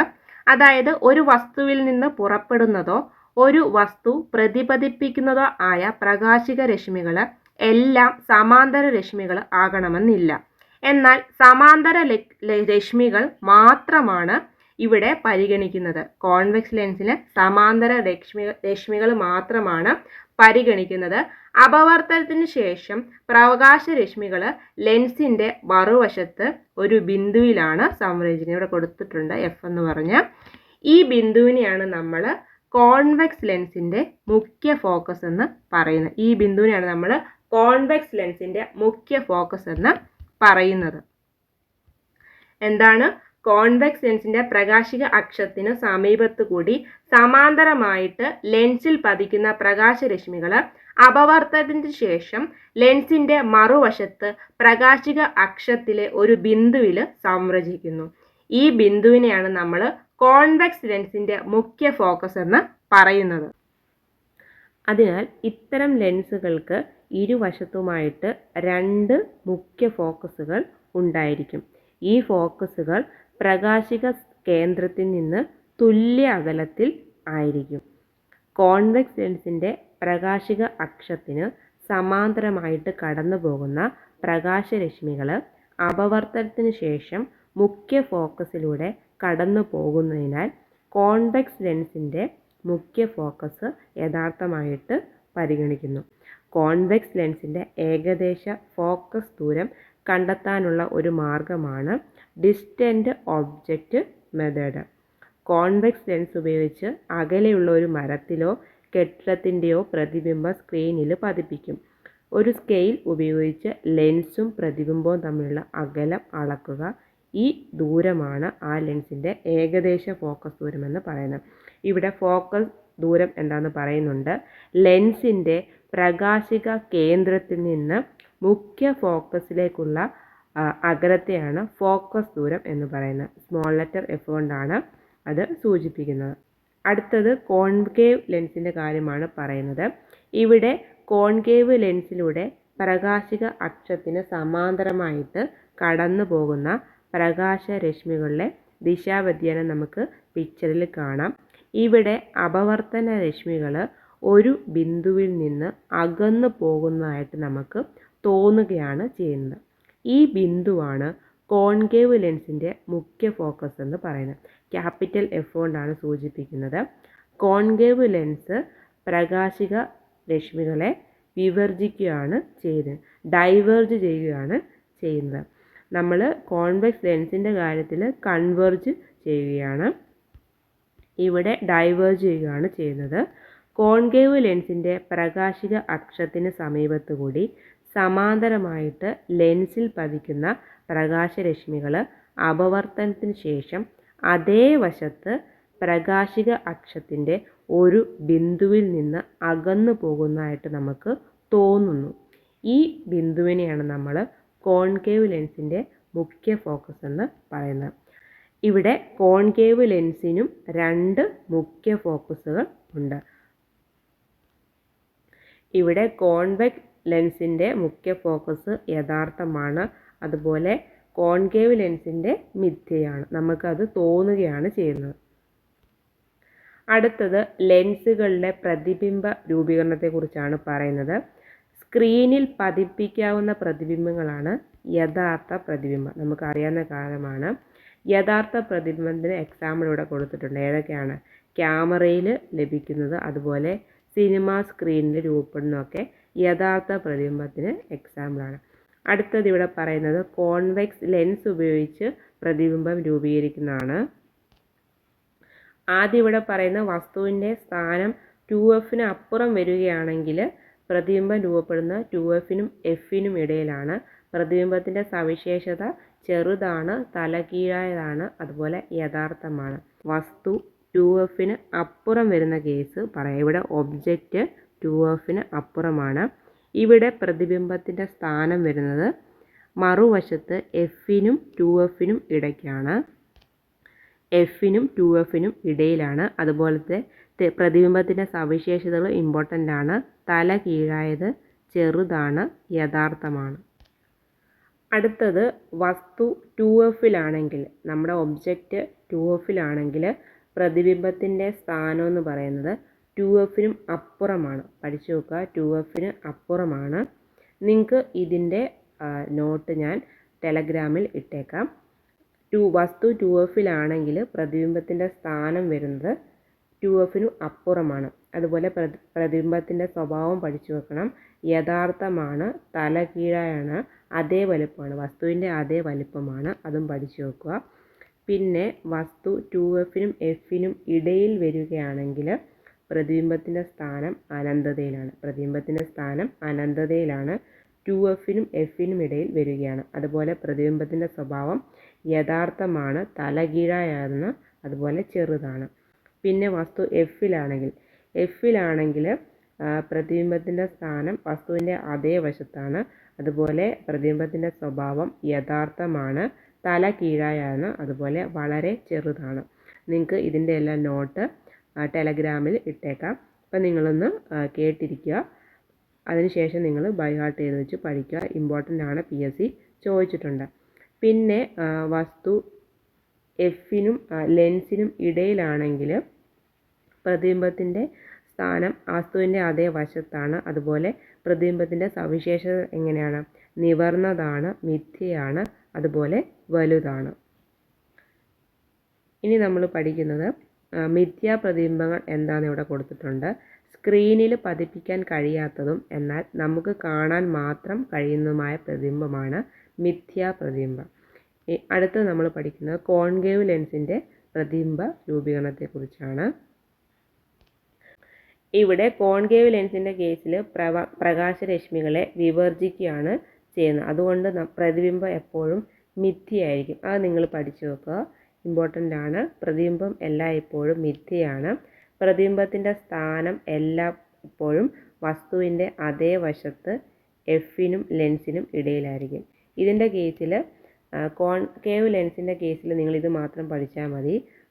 പ്രതിബിംബത്തിൻ്റെ സ്ഥാനം എപ്പോഴും വസ്തുവിൻ്റെ അതേ വശത്താണ്, എഫിനും ലെൻസിനും ഇടയിലാണ്. വസ്തുവിൻ്റെ അതേ വശത്ത് എഫിനും ലെൻസിനും ഇടയിലാണ് പ്രതിബിംബം രൂപപ്പെടുന്നത്. നിങ്ങൾ കോൺകേവ് ലെൻസിൻ്റെ കേസിൽ ഇത് മാത്രം പഠിച്ചാൽ മതി. അടുത്ത ഇവിടെ നമുക്ക് പഠിക്കേണ്ടത് ലെൻസിൻ്റെ സമവാക്യമാണ്. ഇമ്പോർട്ടൻ്റ് ആണ്. ലെൻസിൻ്റെ സമവാക്യം പഠിച്ചു വെക്കുക. 1/f = 1/v - 1/u. ഇവിടെ എഫ് എന്ന് പറയുന്ന ഫോക്കസ് ദൂരമാണ്, അതുപോലെ യു എന്ന് പറയുന്ന വസ്തുവിലേക്കുള്ള ദൂരമാണ്, വി പ്രതിബിംബത്തിലേക്കുള്ള ദൂരമാണ്. നമുക്ക് ഈ ഇക്വേഷനെ എഫ് = uv / u - v എന്ന് എഴുതാം.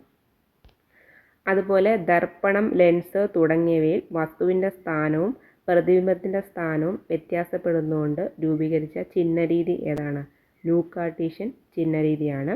ഈ ന്യൂ-കാർട്ടീഷ്യൻ ചിഹ്നരീതിയിൽ ലെൻസിൻ്റെ എല്ലാ അളവുകളും അളക്കുന്ന മൂലബിന്ദുവായിട്ട് കണക്കാക്കുന്നത് പ്രകാശിക കേന്ദ്രത്തെയാണ്. ഇവിടെ പറഞ്ഞിട്ടുണ്ട് ലെൻസിൻ്റെ പ്രകാശിക കേന്ദ്രത്തിൽ നിന്നാണ് എല്ലാ ദൂരങ്ങളും അളക്കേണ്ടത്. അതുപോലെ പതനരശ്മിയുടെ അതേ ദിശയിൽ അളക്കുന്ന ദൂരങ്ങൾ പോസിറ്റീവും അല്ലാതെ എതിർദിശയിൽ നെഗറ്റീവായിട്ടാണ് പരിഗണിക്കേണ്ടത്. പ്രകാശിക അക്ഷത്തിന് മുകളിലേക്ക് അളക്കുന്ന അളവുകൾ പോസിറ്റീവും താഴേക്കുള്ളവ നെഗറ്റീവായിട്ടാണ് പരിഗണിക്കുന്നത്. ഇവിടെ ഇക്വേഷൻ വെച്ച് ഒരു പ്രോബ്ലം ചെയ്തിട്ടുണ്ട്, നോട്ട് ചെയ്ത് വെക്കുക. നിങ്ങൾ ഇക്വേഷൻ പഠിച്ചു വെക്കുക. എഫ് എന്ന് പറയുന്നത് uv / u - v ആണ്. അടുത്ത ഇവിടെ ആവർത്തനം എന്തെന്നാണ് പറഞ്ഞിരിക്കുന്നത്, ഇമ്പോർട്ടൻ്റ് ആണ്. പ്രതിബിംബത്തിൻ്റെ ഉയരം വസ്തുവിൻ്റെ ഉയരത്തിൻ്റെ എത്ര മടങ്ങാണെന്ന് സൂചിപ്പിക്കുന്നതാണ് ആവർത്തനം. പ്രതിബിംബത്തിൻ്റെ ഉയരവും വസ്തുവിൻ്റെ ഉയരവും തമ്മിലുള്ള അനുപാത സംഖ്യയാണ് ആവർത്തനം. പഠിച്ചു വെക്കുക. ആവർത്തനത്തിന് യൂണിറ്റ് ഇല്ല.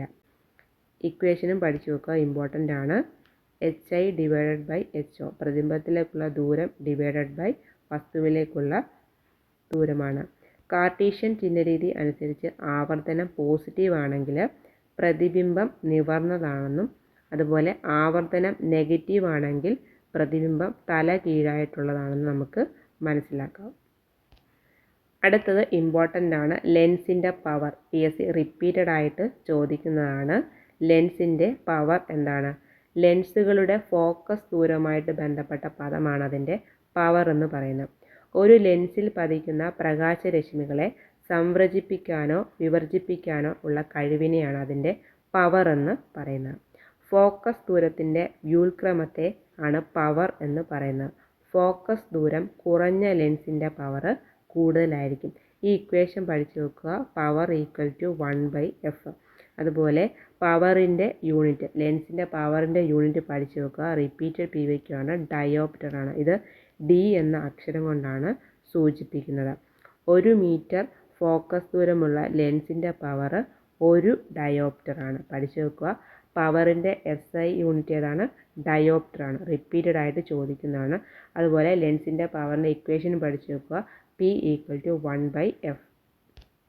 ഇവിടെ ഒരു പ്രോബ്ലം കൊടുത്തിട്ടുണ്ട്. ഇത് PSC റീസെൻ്റായിട്ട് നടന്ന എക്സാമിന് ചോദിച്ചിട്ടുള്ളതാണ്. 25 സെൻറ്റിമീറ്റർ ഫോക്കസ് ദൂരമുള്ള ഒരു കോൺകേവ് ലെൻസിൻ്റെ പവർ എത്രയെന്നാണ് ചോദിച്ചിരിക്കുന്നത്. ഇവിടെ നമ്മൾ കോൺകേവ് ലെൻസിൻ്റെ ഫോക്കസ് ദൂരം എടുക്കുന്നത് -25 എന്നാണ്. ലെൻസിൻ്റെ പവർ SI യൂണിറ്റിൽ കണക്കാക്കുമ്പോൾ ഫോക്കസ് ദൂരം നമ്മൾ മീറ്ററിലാണ് പരിഗണിക്കുക. അപ്പം F എന്ന് പറയുന്നത് -25 0.25/100 കൊണ്ട് നമ്മൾ ഹരിക്കണം. കാരണം മീറ്ററിലാണ് പറയുന്നത്, അതുകൊണ്ട് സെൻറ്റിമീറ്ററെ നമ്മൾ മീറ്റർ ആക്കണം. അപ്പം 0.25 മീറ്റർ എന്ന് കിട്ടും. അപ്പം പവർ കണ്ടുപിടിക്കുന്നത് 1/f, അതായത് 1/-0.25 മീറ്റർ. അപ്പം നമുക്ക് -4d എന്ന് എഴുതാം. പവർ നെഗറ്റീവ് ആണെങ്കിൽ നമുക്ക് അത് കോൺകേവ് ലെൻസ് ആണെന്ന് തിരിച്ചറിയാം. അത് നോട്ട് ചെയ്ത് വെക്കുക. പവർ നെഗറ്റീവായിട്ട് വരുവാണെങ്കിൽ അത് കോൺകേവ് ലെൻസ് ആണ്. ഇമ്പോർട്ടൻ്റ് ആയിട്ടുള്ളൊരു ചോദ്യമാണ്, നിങ്ങൾ പഠിച്ചു വെക്കുക. ഈ പ്രോബ്ലം ഇനിയും എക്സാമിന് ചോദിക്കും. അതുപോലെ കോമ്പൗണ്ട് മൈക്രോസ്കോപ്പ് എന്താണ്? വസ്തുക്കളെ വലുതാക്കി കാണിക്കാൻ വേണ്ടി യൂസ് ചെയ്യുന്നതാണ് കോമ്പൗണ്ട് മൈക്രോസ്കോപ്പ്. അപ്പോൾ നമ്മൾ ഈ ചാപ്റ്ററിലെ ഇമ്പോർട്ടൻ്റ് ആയിട്ടുള്ള പോയിൻറ്റ്സ് പറഞ്ഞു. നമുക്കിനി അടുത്ത ചാപ്റ്റർ നോക്കാം. അടുത്തത് 10ാം ക്ലാസ്സിലെ 3ാമത്തെ ചാപ്റ്ററാണ്. കാഴ്ചയും വർണ്ണങ്ങളുടെ ലോകം എന്നാണ് ചാപ്റ്ററിൻ്റെ പേര്. ഈ ചാപ്റ്ററോടെ നമ്മുടെ ഫിസിക്സിലെ ചാപ്റ്റേഴ്സ് എല്ലാം കംപ്ലീറ്റ് ആകും. അപ്പോൾ നമുക്ക് നോക്കാം. ആദ്യം ഇവിടെ പറയുന്നത് പ്രകാശ പ്രകീർണനത്തെക്കുറിച്ചാണ്. Dispersion of light. വ്യത്യസ്ത വർണ്ണങ്ങൾ ചേർന്നുണ്ടാകുന്ന പ്രകാശമാണ് സമന്വിത പ്രകാശം എന്ന് പറയുന്നത്. ഇവിടെ സമന്വിത പ്രകാശം അതിൻ്റെ ഘടകവർണ്ണങ്ങളായിട്ട് വേർതിരിയുന്ന പ്രതിഭാസത്തെയാണ് നമ്മൾ പ്രകാശ പ്രകീർണനം എന്ന് പറയുന്നത്. ഇമ്പോർട്ടൻ്റ് ആണ്, പഠിച്ചു വെക്കുക. സമന്വിത പ്രകാശം ഘടകവർണ്ണങ്ങളായിട്ട് വേർപിരിയുന്ന പ്രതിഭാസമാണ് പ്രകാശ പ്രകീർണനം. ഇമ്പോർട്ടൻ്റ് ആണ്, ചോദിച്ചിട്ടുണ്ട്. സമന്വിത പ്രകാശം ഘടകവർണ്ണങ്ങളായിട്ട് വേർപിരിയുന്ന പ്രതിഭാസത്തെയാണ് നമ്മൾ പ്രകാശ പ്രകീർണനം എന്ന് പറയുന്നത്. ഈ പ്രകാശ പ്രകീർണനത്തിന് കാരണമായ പ്രതിഭാസമാണ് അപവർത്തനം. നമ്മൾ അപവർത്തനം എന്താണെന്നൊക്കെ കഴിഞ്ഞ വീഡിയോസിൽ ചെയ്തതാണ്. ഈ പ്രകാശത്തിൻ്റെ പ്രകീർണനത്തിൻ്റെ ഫലമായി ഉണ്ടാകുന്ന വർണ്ണങ്ങളുടെ ക്രമമായ വിസരണത്തെയാണ് നമ്മൾ വർണ്ണരാജി എന്ന് പറയുന്നത്. പ്രകാശ പ്രകീർണനത്തിൻ്റെ ഫലമായിട്ട് കൂടുതൽ വ്യതിയാനം സംഭവിക്കുന്ന നിറം ഏതാണ്? വയലറ്റ് ആണ്. അതുപോലെ പ്രകാശ പ്രകീർണനത്തിൻ്റെ ഫലമായിട്ട് കുറവ് വ്യതിയാനം സംഭവിക്കുന്നത് ഏത് നിറമാണ്? ചുവപ്പാണ്. തരംഗദൈർഘ്യം കൂടുന്നതിനനുസരിച്ച് ഈ വർണ്ണങ്ങളുടെ വ്യതിയാനം കുറയുകയാണ് ചെയ്യുന്നത്.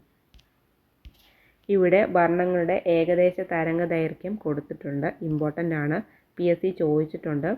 ഏറ്റവും കൂടുതലുള്ളത് ഏതാണ്? ചുവപ്പിനാണ്. തരംഗദൈർഘ്യം കൂടുതലുള്ളത് ഏറ്റവും കൂടുതലുള്ളത് ചുവപ്പിനാണ്. പഠിച്ചു വെക്കുക. നാനോമീറ്ററിനാണ്. 620 to 750. കൂടുതലുള്ളതും കുറവും പഠിച്ചു വെക്കുക. കുറവ് ആർക്കാണ്? വയലറ്റിനാണ്. കൂടുതൽ ചുവപ്പ്, അതുപോലെ കുറവ് വയലറ്റിനാണ്. അത് പഠിച്ചു വെക്കുക. അതുപോലെ പ്രകാശരശ്മിക്ക് ഉണ്ടാകുന്ന വ്യതിയാനം എന്തൊക്കെ ഘടകങ്ങളെ ആശ്രയിച്ചാണ് ഇരിക്കുന്നത്? മാധ്യമത്തിൻ്റെ അപവർത്തനാങ്കം, അതുപോലെ പ്രകാശവർണ്ണത്തിൻ്റെ തരംഗ ദൈർഘ്യം. അടുത്തത് PSC ചോദിക്കുന്നതാണ്, മഴവില്ലുണ്ടാകാൻ കാരണം എന്തൊക്കെയാണ്? അപവർത്തനമുണ്ട്, അതുപോലെ പ്രകീർണനം, ആന്തരിക പ്രതിപതനം. ഇതിൻ്റെ എല്ലാം സമന്വിത ഫലമായിട്ടാണ് മഴവില്ല് ഉണ്ടാകുന്നത്. ഇതെല്ലാം ഓപ്ഷനിൽ തരും, പഠിച്ചു വെക്കുക. അപവർത്തനം, പ്രകീർണനം, അതുപോലെ ആന്തര പ്രതിപതനം. ഇതിൻ്റെ എല്ലാം സമന്വിത ഫലമായിട്ടാണ് മഴവില്ല് ഉണ്ടാകുന്നത്. അടുത്തിവിടെ പറയുന്നത് വൈദ്യുതകാന്തിക സ്പെക്ട്രത്തെക്കുറിച്ചാണ്. നമ്മുടെ സൂര്യരശ്മികളിൽ ധവളപ്രകാശത്തെ കൂടാതെ ഇൻഫ്രാറെഡ് വികിരണങ്ങൾ, അതുപോലെ അൾട്രാവയലറ്റ് വികിരണങ്ങൾ എന്നിവ അടങ്ങിയിട്ടുണ്ട്. സൂര്യപ്രകാശത്തിലെ താപത്തിന് കാരണം പ്രധാനമായിട്ടും ഇൻഫ്രാറെഡ് വികിരണമാണ്. അതുപോലെ നമ്മുടെ ശരീരത്തിൽ വൈറ്റമിൻ D ഉൽപ്പാദിപ്പിക്കാൻ സഹായിക്കുന്ന വികിരണം ഏതാണ്? അൾട്രാവയലറ്റ് വികിരണമാണ്. പഠിച്ചു വെക്കുക. നമ്മുടെ ശരീരത്തിൽ വൈറ്റമിൻ D ഉൽപ്പാദിപ്പിക്കാൻ സഹായിക്കുന്ന വികിരണം ഏതാണ്? അൾട്രാവയലറ്റ് വികിരണമാണ്. സൗരവികിരണങ്ങൾ ശൂന്യതയിലൂടെയും വായുവിലൂടെയും ശരാശരി 15 കോടി കിലോമീറ്റർ. എത്ര കിലോമീറ്ററാണ്? 15 കോടി കിലോമീറ്റർ ദൂരം സഞ്ചരിച്ചാണ് ഭൂമിയിൽ എത്തുന്നത്. ഇവ വായുവിലൂടെ സഞ്ചരിക്കുന്ന ദൂരം ശൂന്യതയെ അപേക്ഷിച്ച് വളരെ കുറവാണ്. ദൃശ്യപ്രകാശം, ഇൻഫ്രാറെഡ് വികിരണങ്ങൾ, അൾട്രാവയലറ്റ് വികിരണങ്ങൾ തുടങ്ങിയവയ്ക്ക് സഞ്ചരിക്കാൻ മാധ്യമം ആവശ്യമില്ല. മാധ്യമം ആവശ്യമില്ലാത്ത ഏതൊക്കെയാണ്? ദൃശ്യപ്രകാശം, ഇൻഫ്രാറെഡ് വികിരണം, അൾട്രാവയലറ്റ് വികിരണം. ഇവ ശൂന്യതയിലൂടെ സെക്കൻഡിൽ 3 ലക്ഷം കിലോമീറ്റർ അല്ലെങ്കിൽ 3 × 10⁸ മീറ്റർ/സെക്കൻഡ് വേഗത്തിലാണ് സഞ്ചരിക്കുന്നത്. ഇത്തരത്തിലുള്ള വികിരണമാണ് വൈദ്യുതകാന്തിക വികിരണങ്ങളെന്ന് പറയുന്നത്. ഇമ്പോർട്ടൻ്റ് ആണ്. ശൂന്യതയിൽ 3,00,000 കിലോമീറ്റർ അല്ലെങ്കിൽ 3 × 10⁸ മീറ്റർ/സെക്കൻഡ് വേഗത്തിലാണ് സഞ്ചരിക്കുന്നത്. വൈദ്യുതകാന്തിക വികിരണങ്ങളുടെ ക്രമമായ വിതരണത്തെ വൈദ്യുതകാന്തിക സ്പെക്ട്രം എന്ന് വിളിക്കുന്നു. ഇവിടെ വൈദ്യുതകാന്തിക സ്പെക്ട്രത്തിൻ്റെ പിക്ചറും അതിൻ്റെ വാല്യൂസും കൊടുത്തിട്ടുണ്ട്. നോട്ട് ചെയ്ത് വെച്ച് പഠിക്കുക. അടുത്ത ഇവിടെ പറയുന്നത് പ്രാഥമിക വർണ്ണത്തെക്കുറിച്ചും ദ്വിതീയ വർണ്ണത്തെക്കുറിച്ചുമാണ്. പ്രാഥമിക വർണ്ണങ്ങൾ ഏതൊക്കെയാണ്? പച്ച, നീല, ചുവപ്പ്. ഈ 3 പ്രാഥമിക വർണ്ണങ്ങളിൽ വരുന്നത്. മറ്റു വർണ്ണങ്ങൾ കൂട്ടിച്ചേർത്ത് നിർമ്മിക്കാൻ കഴിയാത്ത വർണ്ണങ്ങളെയാണ് നമ്മൾ പ്രാഥമിക വർണ്ണങ്ങളെന്ന് പറയുന്നത്. പ്രാഥമിക വർണ്ണങ്ങളെ കൂട്ടിച്ചേർത്ത് നമുക്ക് മറ്റു വർണ്ണങ്ങൾ നിർമ്മിക്കാം. 3 പ്രാഥമിക വർണ്ണങ്ങളെയും കൂട്ടിച്ചേർത്താൽ നമുക്ക് ഏത് നിറമാണ് കിട്ടുന്നത്? ധവള പ്രകാശമാണ്. ഏതൊക്കെയാണ് പ്രാഥമിക വർണ്ണം? പച്ച, നീല, ചുവപ്പ്.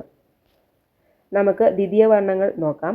പച്ചയും ചുവപ്പും ചേർന്നാൽ നമുക്ക് ലഭിക്കുന്ന ഏതാണ്? മഞ്ഞയാണ്. അതിവിടെ കൊടുത്തിട്ടുണ്ട്. അതുപോലെ ചുവപ്പും നീലയും ആണെങ്കിലോ? മജന്തയാണ്. ചുവപ്പും നീലയാണ് നമുക്ക് ലഭിക്കുന്നത് മജന്തയാണ്. അതുപോലെ നീലയും പച്ചയും വരുമ്പോൾ ഏതാണ്? സിയാനാണ് കിട്ടുന്നത്. അതുപോലെ ചുവപ്പും പച്ചയും നീലയും കൂടെ ചേരുമ്പോൾ നമുക്ക് ലഭിക്കുന്നത് ധവള പ്രകാശമാണ്. പഠിച്ചു വെക്കുക. PSC ചോദിച്ചിട്ടുണ്ട്. ചുവപ്പും പച്ചയും ചേർന്നാൽ മഞ്ഞ, ചുവപ്പും നീലയും ചേർന്നാൽ മജന്ത, അതുപോലെ നീലയും പച്ചയും ചേർന്നാൽ സിയാൻ, ചുവപ്പും പച്ചയും നീലയും കൂടെ ചേരുമ്പോൾ നമുക്ക് ലഭിക്കുന്നത് ധവള പ്രകാശം. എന്താണ്? ചുവപ്പ്, പച്ച, നീല എന്നിവ ഉപയോഗിച്ച് ധവള പ്രകാശം മാത്രമല്ല നമുക്ക് മറ്റെല്ലാ വർണ്ണപ്രകാശവും ഉണ്ടാക്കാം. അതിനാൽ നമ്മൾ ഈ വർണ്ണങ്ങളെ വിളിക്കുന്നത് പ്രാഥമിക വർണ്ണങ്ങൾ എന്നാണ്. ഏതെങ്കിലും 2 പ്രാഥമിക വർണ്ണങ്ങൾ ചേർന്നുണ്ടാകുന്ന വർണ്ണപ്രകാശമാണ് ദ്വിതീയ വർണ്ണം എന്ന് പറയുന്നത്. അടുത്ത ഇവിടെ ബോക്സിൽ കൊടുത്തേക്കുന്നത് പഠിച്ചു നോക്കുക. ഇമ്പോർട്ടൻ്റ് ആണ്. സോഡിയം വേപ്പർ ലാമ്പിൽ നിന്ന് ലഭിക്കുന്ന മഞ്ഞ പ്രകാശം സമന്വിത പ്രകാശം അല്ല. അതിനാൽ ചുവപ്പും പച്ചയും നിറത്തിലുള്ള വസ്തുക്കൾ നമുക്ക് ഈ പ്രകാശത്തിൽ ഇരുണ്ടായിട്ടാണ് കാണപ്പെടുന്നത്. അടുത്തത് പൂരക വർണ്ണം എന്നാണ് പറഞ്ഞിരിക്കുന്നത്. ഒരു ദ്വിതീയ വർണ്ണത്തോടു കൂടി ഏത് വർണ്ണം ചേരുമ്പോഴാണോ ധവള പ്രകാശം ലഭിക്കുന്നത്? ഒരു ദ്വിതീയ വർണ്ണത്തോടു കൂടി ഏത് വർണ്ണം ചേരുമ്പോഴാണ് ധവള പ്രകാശം ലഭിക്കുന്നത്? ആ വർണ്ണജോഡിയെയാണ് പൂരക വർണ്ണങ്ങളെന്ന് പറയുന്നത്. ഇവിടെ ദ്വിതീയ വർണ്ണത്തിൽ കൊടുത്തിട്ടുണ്ട്. നമുക്ക് മഞ്ഞ ലഭിക്കുന്നത് ഏതൊക്കെ ചേരുമ്പോഴാണ്? പച്ചയും ചുവപ്പും. അപ്പോൾ അവിടെ പൂരക വർണ്ണം ഏതാണ് വരുന്നത്? നീലയാണ്. മജന്ത ഏതൊക്കെ ചേരുമ്പോഴാണ്? നീലയും ചുവപ്പും ചേരുമ്പോഴാണ് മജന്ത വരുന്നത്. അപ്പോൾ അവിടെ പൂരക വർണ്ണമായിട്ട് വരുന്നത് പച്ചയാണ്. പിന്നെ വരുന്ന സയൻ വരുന്ന ഏതാണ്? പച്ചയും നീലയും ചേരുമ്പോഴാണ് സിയാൻ വരുന്നത്. അപ്പം അവിടെ പൂരക വർണ്ണമായിട്ട് വരുന്നത് ചുവപ്പാണ്. ഇനി നമ്മൾ പഠിക്കുന്നത് വർണ്ണങ്ങളും ചായങ്ങളും എന്ന് പറഞ്ഞ് ബോക്സിൽ കൊടുത്തിട്ടുണ്ട്. നമ്മുടെ പ്രകാശവർണ്ണങ്ങളിൽ ചുവപ്പ്, പച്ച, നീല എന്നിവയാണ് പ്രാഥമിക വർണ്ണങ്ങൾ.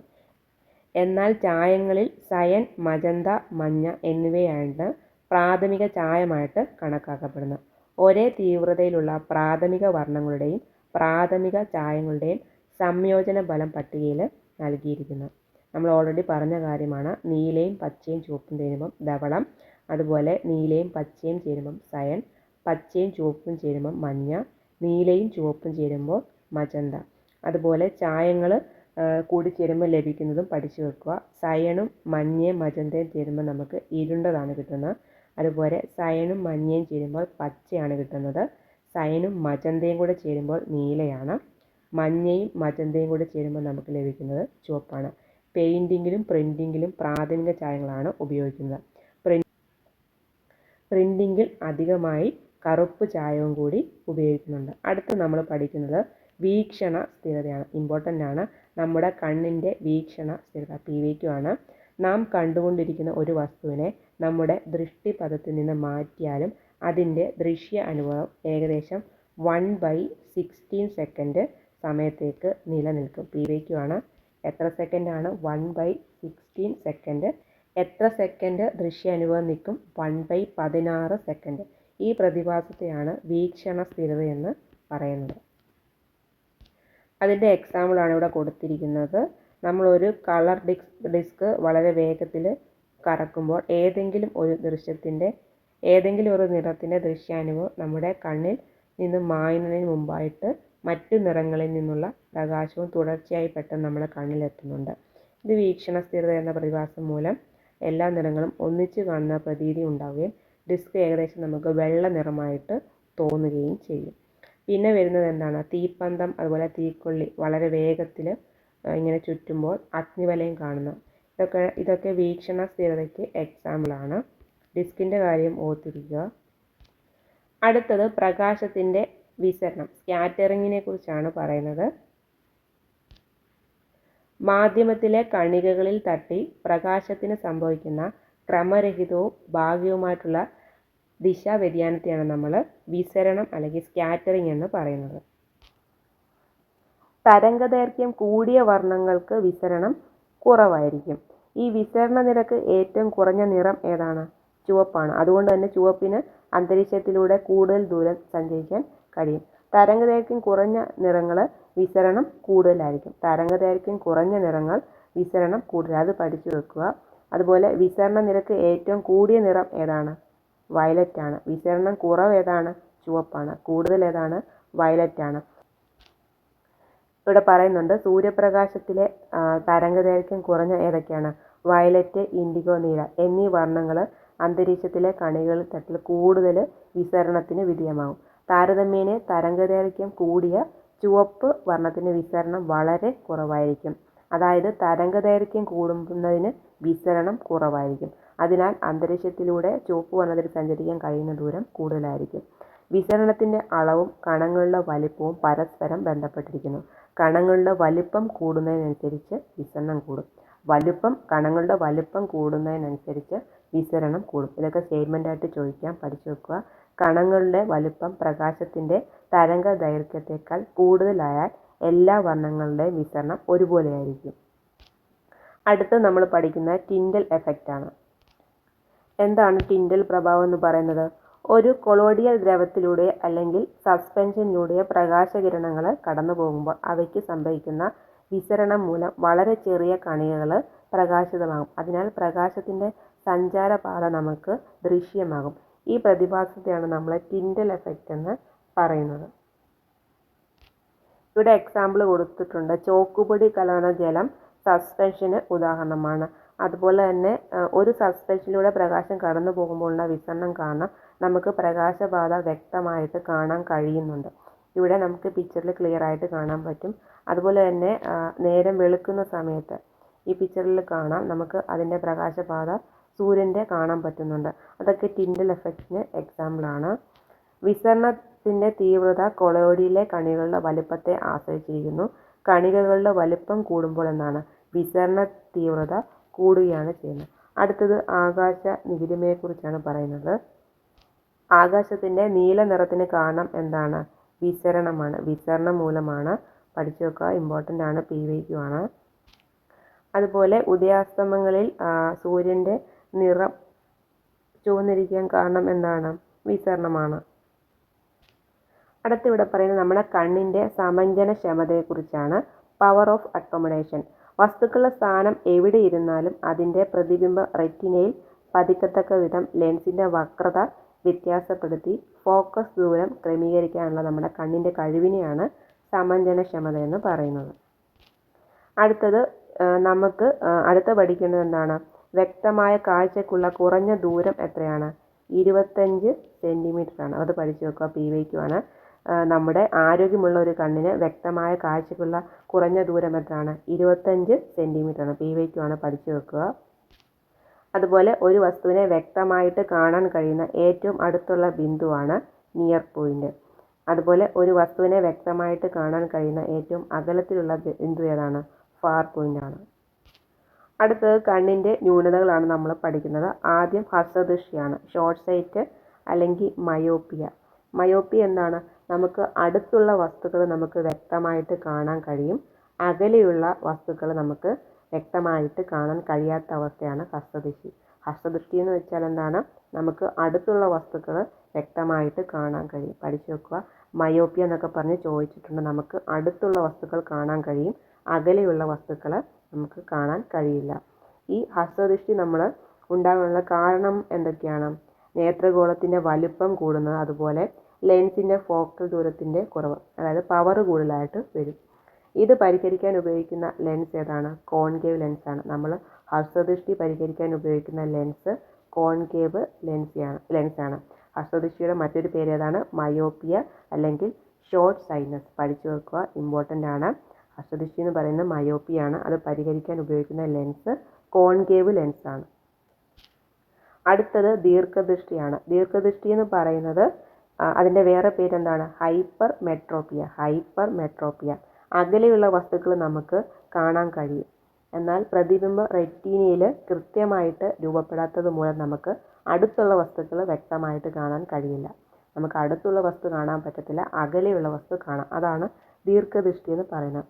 ദീർഘദൃഷ്ടി പരിഹരിക്കാൻ ഉപയോഗിക്കുന്ന ലെൻസ് ഏതാണ്? ദീർഘദൃഷ്ടി പരിഹരിക്കാൻ നമ്മൾ ഉപയോഗിക്കുന്നത് കോൺവെക്സ് ലെൻസാണ്. ഇമ്പോർട്ടൻ്റ് ആണ്. ദീർഘദൃഷ്ടിയുടെ മറ്റൊരു പേരാണ് ഹൈപ്പർ മെട്രോപ്പിയ. ഹ്രസ്വദൃഷ്ടിയുടെ ഏതായിരുന്നു? മയോപ്പിയ. ദീർഘദൃഷ്ടി പരിഹരിക്കാൻ നമ്മൾ യൂസ് ചെയ്യുന്നത് കോൺവെക്സ് ലെൻസാണ്. അതുപോലെ ഹ്രസ്വദൃഷ്ടി പരിഹരിക്കാൻ ഉപയോഗിക്കുന്നത് കോൺകേവ് ലെൻസാണ്. പഠിച്ചു വെക്കുക, റിപ്പീറ്റഡ് കീവേഡാണ്. അടുത്തത് വെള്ളെഴുത്ത് അല്ലെങ്കിൽ പ്രസ് ബയോപ്പിയ. പഠിച്ചു വെക്കുക. എന്താണ് പ്രസ് ബയോപ്പിയ?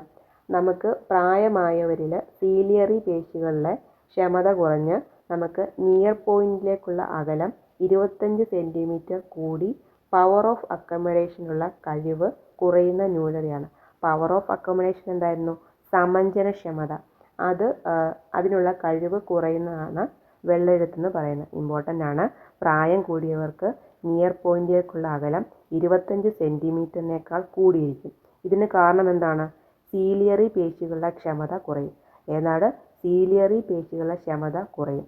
അതായത് അത്തരക്കാർക്ക് പവർ ഓഫ് അക്കോമഡേഷൻ്റെ കഴിവ്, അതായത് സമഞ്ജനക്ഷമത, ആ കഴിവ് കുറവായിരിക്കും. ഇതാണ് വെള്ളെഴുത്ത് അല്ലെങ്കിൽ പ്രസ് ബയോപ്പിയ എന്ന് പറയുന്നത്. പഠിച്ചു വെക്കുക, ഇമ്പോർട്ടൻ്റ് ആണ്. സീലിയറി പേശികളുടെ ക്ഷമത കുറയുന്നു. അടുത്ത ഇവിടെ ബോക്സിൽ കൊടുത്തിരിക്കുന്ന ഇമ്പോർട്ടൻ്റ് ആണ്.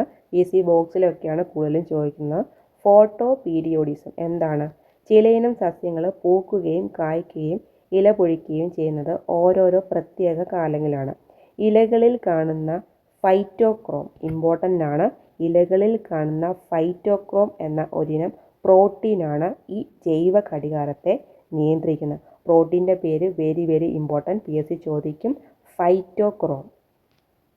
അതത് കാലങ്ങളിൽ ലഭിക്കുന്ന സൂര്യപ്രകാശത്തിൻ്റെ അളവിനെ ഫൈറ്റോക്രോം തിരിച്ചറിഞ്ഞാണ് ഈ ക്രമീകരണം നടത്തുന്നത്. ഈ പ്രതിഭാസത്തെയാണ് നമ്മൾ ഫോട്ടോ പീരിയോഡിസം എന്ന് പറയുന്നത്. ഒരു നഗരവിളക്കിന് സമീപം വളരുന്ന മരത്തിന് വിളക്കിനോട് ചേർന്ന് നിൽക്കുന്ന കൊമ്പുകളിലെ ഇലകൾ മാത്രം പൊഴിക്കാത്തത് പ്രകാശ മലിനീകരണം സസ്യങ്ങളുടെ ഫോട്ടോ പീരിയോഡിസത്തിൽ വരുത്തുന്ന മാറ്റത്തിന് ഉദാഹരണമാണ്. അപ്പോൾ നിങ്ങൾ പഠിച്ചു വെക്കണം. ജൈവ ഘടികാരത്തെ നിയന്ത്രിക്കുന്ന പ്രോട്ടീൻ ഏതാണ്? ഫൈറ്റോക്രോം. അപ്പോൾ നമ്മൾ ഈ ചാപ്റ്ററിലെ ഇമ്പോർട്ടൻ്റ് ആയിട്ടുള്ള പോയിൻറ്റ്സ് പറഞ്ഞു. അപ്പോൾ നമ്മൾ പുതിയ SCERTയിലെ ഫിസിക്സിൽ വരുന്ന എല്ലാ ചാപ്റ്റേഴ്സും തീർത്തിട്ടുണ്ട്. നമുക്കിനി കംപ്ലീറ്റ് ചെയ്യാനുള്ളത് കെമിസ്ട്രിയിലെ ചാപ്റ്റേഴ്സാണ്. അത് അടുത്ത ദിവസം ചെയ്യാം. അപ്പോൾ നിങ്ങൾക്ക് വീഡിയോ ഇഷ്ടപ്പെട്ടാൽ ലൈക്ക് ചെയ്യുക, ചാനലൊന്ന് സബ്സ്ക്രൈബ് ചെയ്ത് വെക്കുക, സപ്പോർട്ട് ചെയ്യുക. അപ്പം അടുത്ത വീഡിയോയിൽ കാണാം. താങ്ക്